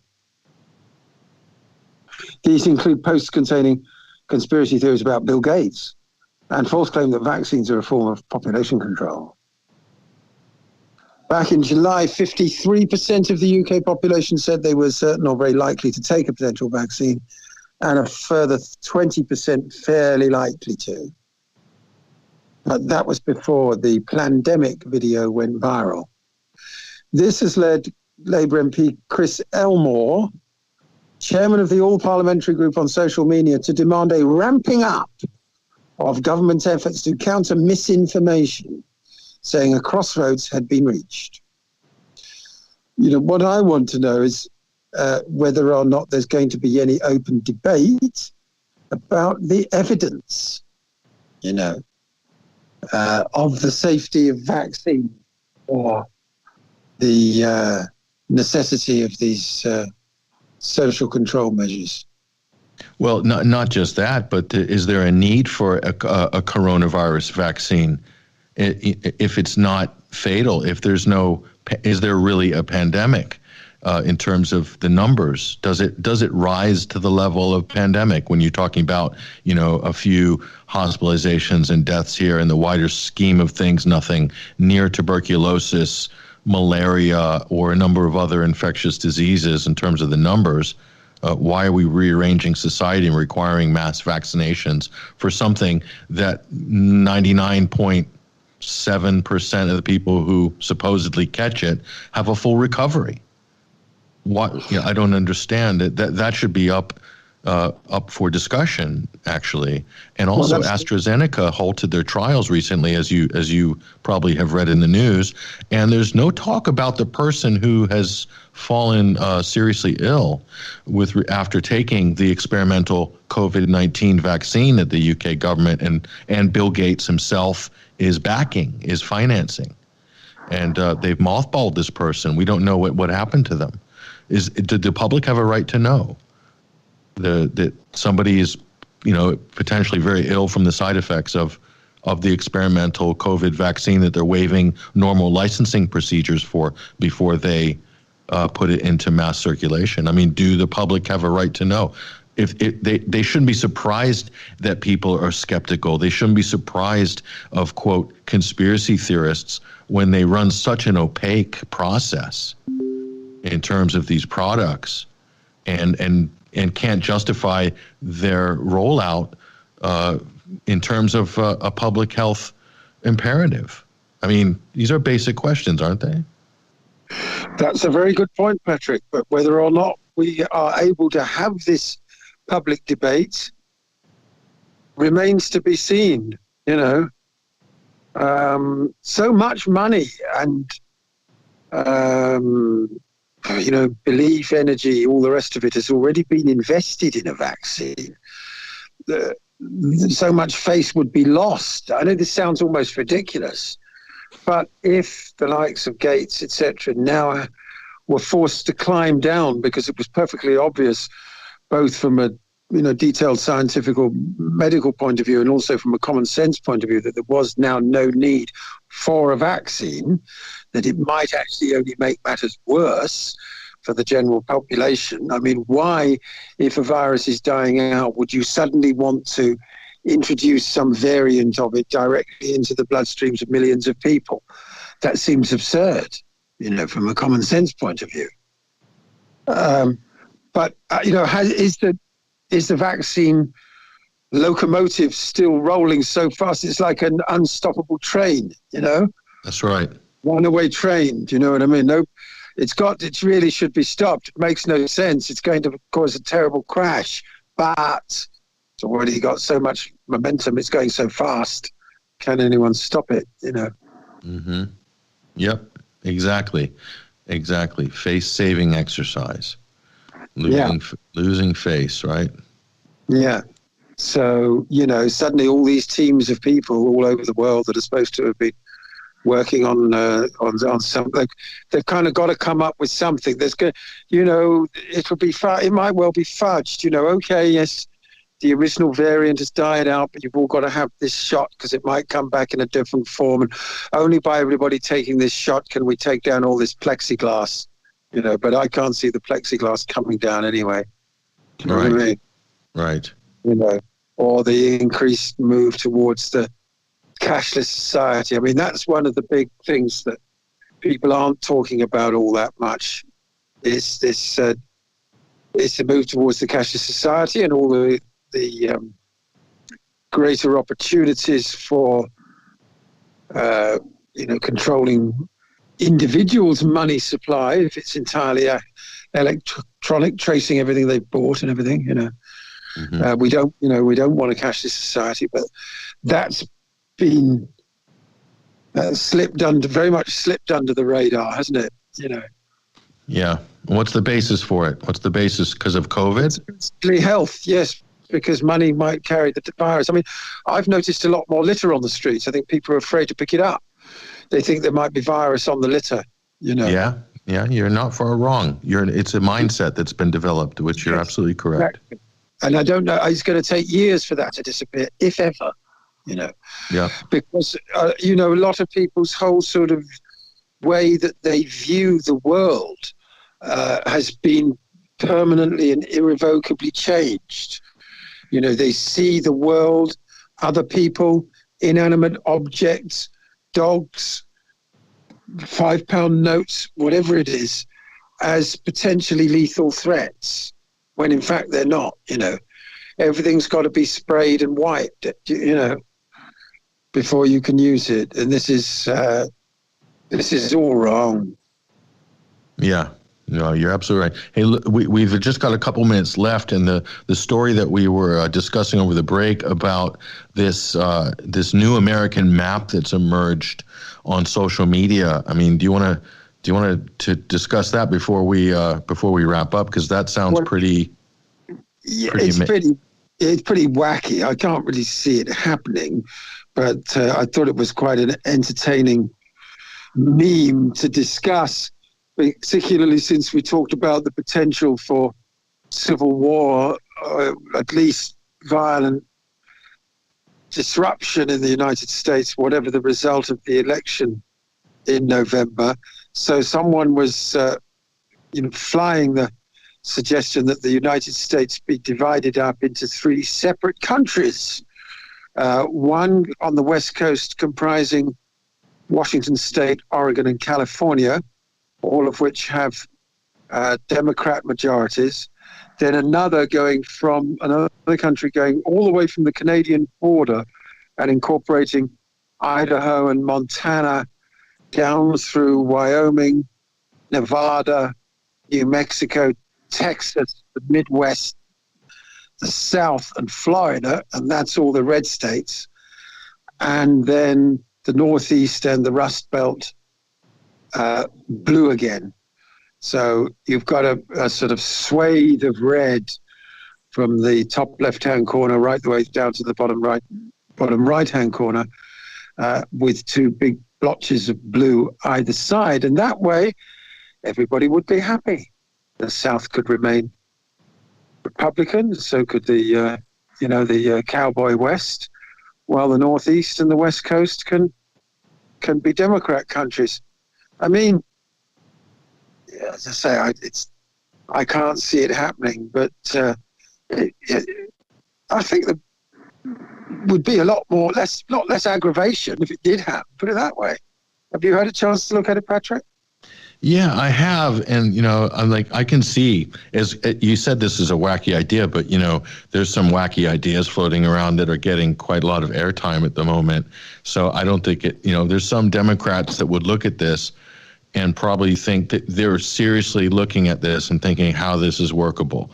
Now, I don't think there's a lot of Republicans that would go for it, or conservatives, because they tend to, be constitutionalists, and that's about preserving the shape of the union and, a smaller federal government, but a union of states that are economically viable, that are competitive in terms of their policies and so forth. And there's little federal regulation.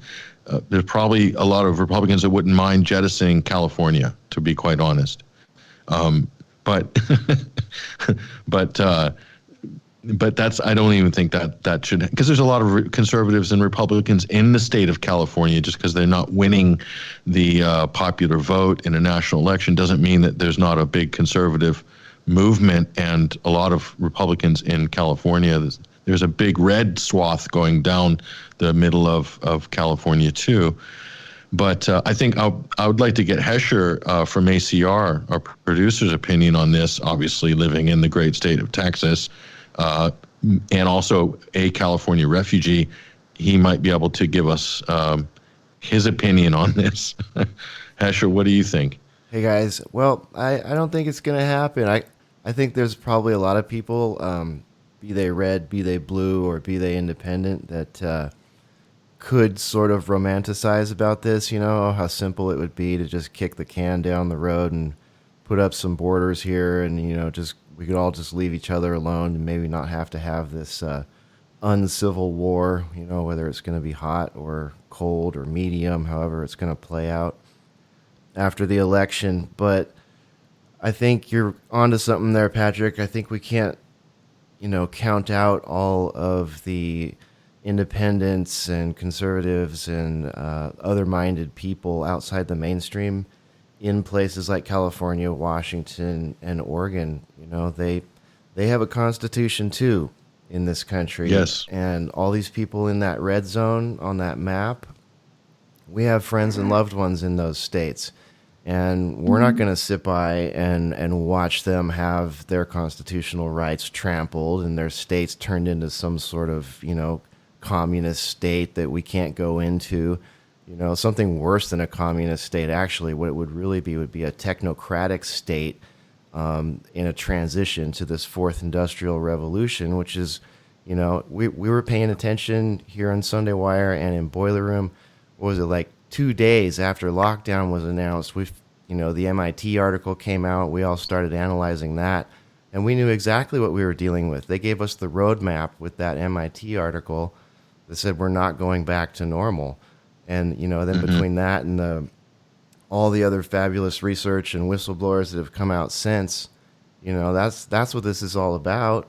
And the election and everything, it's all just tied into it. It's all part of the magic that's going to push us through to this, dystopic, technocratic utopia, so we're told, where, we have to give up our way of life, and we have to give it up in a matter of 12 months. So I don't think that, I wish it was as easy as just putting up some new lines, some new border lines there, but it's not going to go down that way, I don't think. And the other indicator is that there's no ammunition left.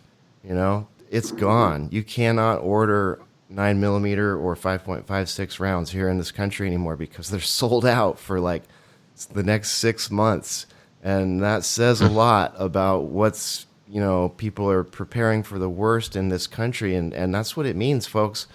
That's what happens when America has to prepare for the worst. And, that's just a fact of commerce right now. I don't know. I'm not going to speculate what it means, but it definitely means that people are preparing for the worst here. It's one of the best indicators you could have. Oh, you mean the availability of ammunition in the market, right? Oh yeah, you can't go to a Walmart or a sporting goods store and find any personal defense rounds. You know, you can find shotgun rounds sometimes, but for the most part, even online, there's only 2 or 3 people that will take orders, and they take months and months. And the firearm sales too went through the roof back in June and July. More like, I think it was like 140 million new gun owners.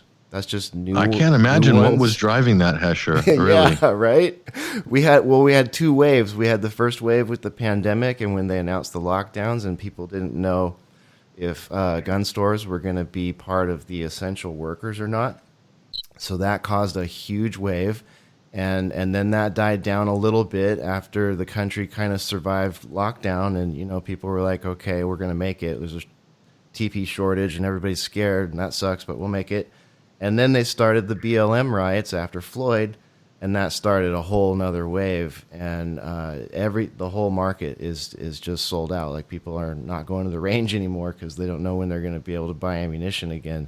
So this country is not going to be putting up any new borders anytime soon, I don't think. And this election is going to be really interesting. So I don't know. Yeah. I don't know what it's going to look like, but I don't think it's going to be as easy and romantic as that map there. And I had a suggestion. I was thinking for the audience, Basil actually got me thinking about this. If we stop accepting the word conspiracy theory and just encourage people that do that to swap it out for conflict of interest, maybe, you know, that might be a little wedge that folks can use when they hear that one, because that's really what is being described most often with a conspiracy theory, is a hidden conflict of interest. Mm-hmm. Yeah. What do you think, Basil? Well, yeah, I mean, it would be nice to find some way of permanently sort of puncturing that particular put down, because it's has been extremely effective, but I think it's becoming diluted through overuse. You know, I mean, I remember when conspiracy theory was an absolutely tiny section of the esoteric bookshops, with books by, of course, John Robinson's famous Proofs of a Conspiracy, published towards the end of the 18th century, and then, you know, Gary Allen, None Dare Call It Conspiracy, and Bill Cooper, Behold a Pale Horse. It was this strange idea that, in fact, perhaps the truth behind why the world is as it is not as presented by mainstream history, but actually there may be all sorts of things going on behind the scenes which we don't know about. And conspiracy theorists were 1 in 10,000, you know. Now we've got apparently thousands of conspiracy theorists turning up in Trafalgar Square every Saturday afternoon, and all over America, and they appear to be quite normal, rational people who are simply asking more questions than they are getting answers for, you know. And as we said earlier, with governments that are so opaque and that seem to be acting erratically and seem to be moving the goalposts, particularly with all this social control going on, it's not surprising that people are going to start asking more questions. So I think the best chance we've got is that people just sort of grow to, oh yeah, well, we're all conspiracy theorists now. The thing to do, I think, is perhaps to sort of embrace the term, and by doing so, completely neutralize it. To point out that the mainstream interpretation of events like 9/11, and for that matter, COVID-19, are themselves conspiracy theories, you know. Mm-hmm. I mean, people are increasingly talking about, who was that? There was the case last week, Tucker Carlson had the Chinese virologist on, didn't he? Who said that she thought that it was made in a lab and did not come from the so-called wet market. Did you see that, Patrick? I believe so. I didn't watch the interview, but I saw they had her on. Yeah, I mean, then all that was pulled down, you know. Yeah. Just as Newt Gingrich was cut off mid-flow when he mentioned George Soros' name on Fox News. That one did the rounds as well. Sudden silence for 10 seconds. You can't mention George Soros. just as you can't mention the Wuhan virus being made in a lab. But increasingly, people do want to talk about these things, and they want to talk about them openly, and I don't see any reason why they shouldn't be allowed to do so. The Soros thing that Gingrich mentioned, incidentally, was related to the whole U.S. Civil War and everybody buying ammunition and guns and all the rest of it, because he was pointing out the fact that it was the refusal of Soros-funded prosecutors and district attorneys to prosecute rioters and looters that was fueling the unrest, because people think they can get away with it. You know? Yeah, and the bailout funds with celebrities and Kamala Harris running funds to bail people out of prison, some of them violent offenders who actually reoffended. That's a scandal. That's probably going to hound her if that comes up in the debates if she debates Mike Pence, for instance. But you left one classic book out, Basil, in your excellent collection there, which is from the great Robert Anton Wilson, Everything is Under Control, Conspiracies, Cults, and Cover-Ups, published in 1998. That's a classic Bible. Yes, and I'd also recommend the works of the late Jim Keith. Do you remember him? No, I'm not familiar with him. Secret and Suppressed, which was an excellent series of essays. But yeah, the point is this conspiracy theory has become mainstream. Hence all hence the rattling and gnashing of teeth, because it's the control of the narrative is what it all boils down to, Patrick, as we've said so many times, and they're afraid with social media and all the rest of it of losing control of the narrative where the coronavirus is concerned. Yes. Yeah, definitely. So we'll leave that there. Thank you, Hesher, for weighing in and giving us that important update. Actually, it's a missing link to our previous conversation. Absolutely. And if you want to hear Hesher and his crew expand on this, I mean, when is the next? You've got a Boiler Room replay right after the Sunday Wire on today's live stream, but then you have the next live Boiler Room is on Monday. There'll be one every Thursday night at 8 p.m. Central, and we'll be adding other ones in on the fly as we go through the week. So just follow us at alternatecurrentradio.com, join our Discord, join our Telegram, and you'll get notifications when we go live. Yeah, and what are the other popular programs that are trending right now on the Alternate Current Radio Network? Oh, the Daily Ruckus is very popular. That's on Monday through Friday. New Daily Ruckus coming up. Again, that's a great show. Show. Yeah, it's great. We're really digging Daily Ruckus over here, and we've got the Primal Edge Health Show. We've got all the music shows. We've got, of course, Boiler Room and Sunday Wire, and we're going to be adding a couple of new shows pretty soon. So we'll have news on a couple of new shows coming.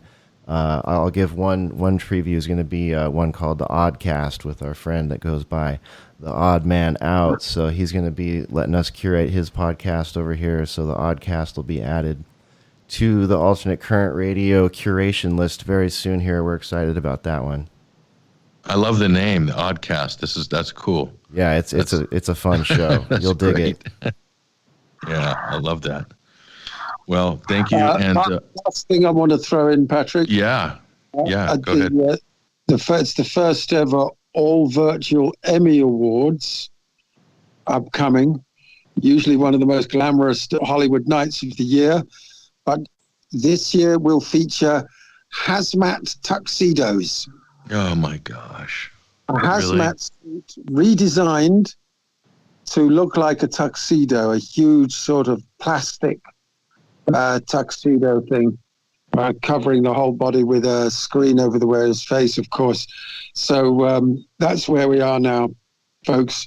Hazmat tuxedos. If listeners want to just Google that, they can get up the same image that I'm looking at.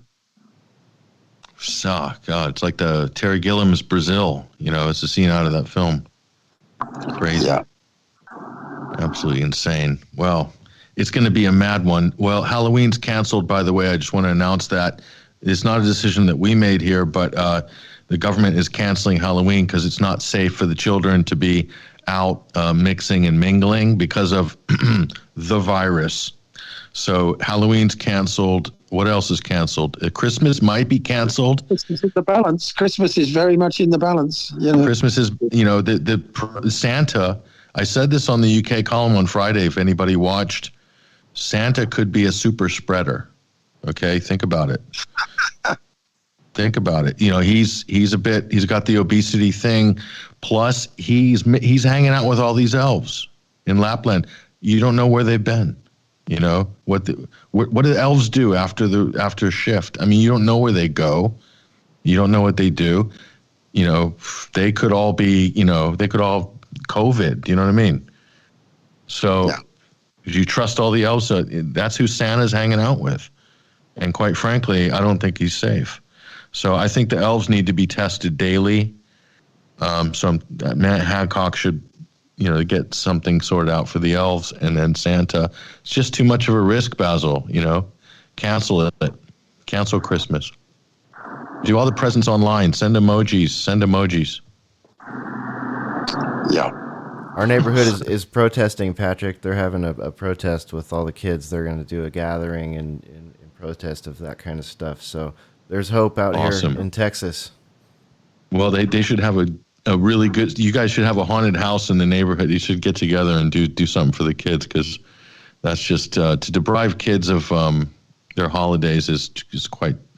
That's pretty cruel, I think. Yeah, not going to fly in some places. Yeah, so, open up those chimneys, grease them up, put the oil around the edge so Santa can squeeze in there. I was just joking. I don't want to cancel Christmas, but I'm just giving you if the establishment were litigating Santa, that's what they would say, that Santa needs to be tested and the elves are dangerous and it's a risk and Santa's a super spreader, of course. I don't believe any of that. I think Santa's great. He's great. I love the elves. Love the elves. I don't like the union, though. The elves union, I'm not a big supporter of.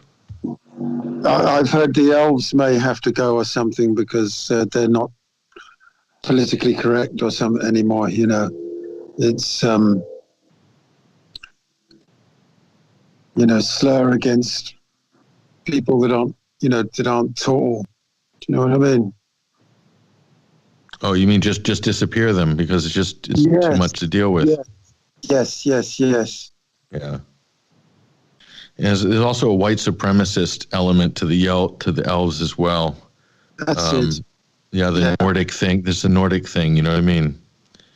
Thank God we haven't had time to talk about Ruth Bader Ginsburg and the upcoming fight for the seats on the Supreme Court. Well, don't you worry. That'll be kicking off next week. By next week, Basil, don't you worry. Trump's promised to nominate somebody this week, I think.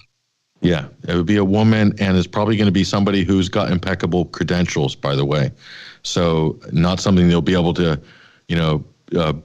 throw up a sex scandal or something that might have happened at a high school party 30 years ago.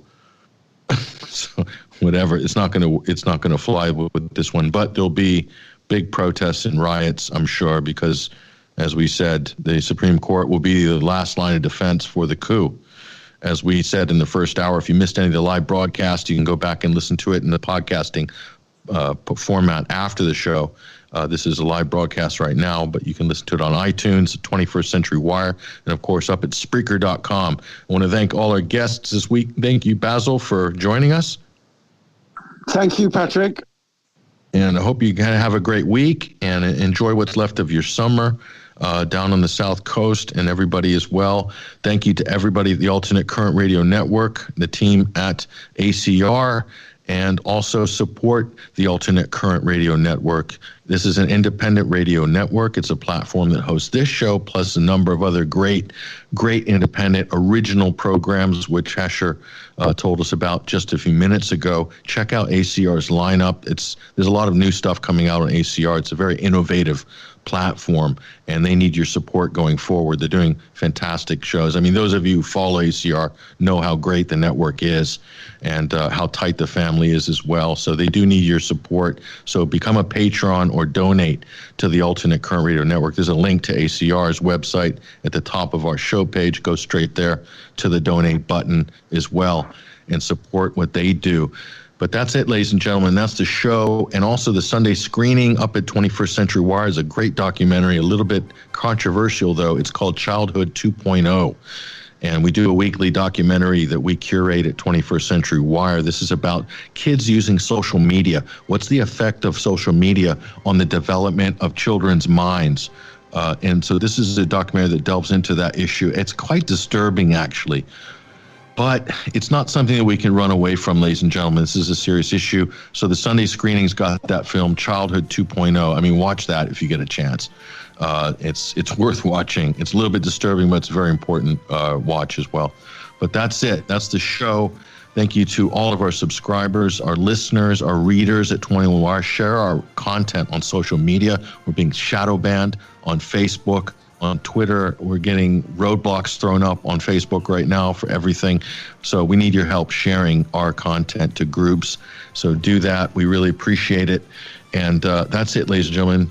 We'll see you next week. I hope everybody hold tight, sit tight, have a great week, and we're going to get through this together. All the best.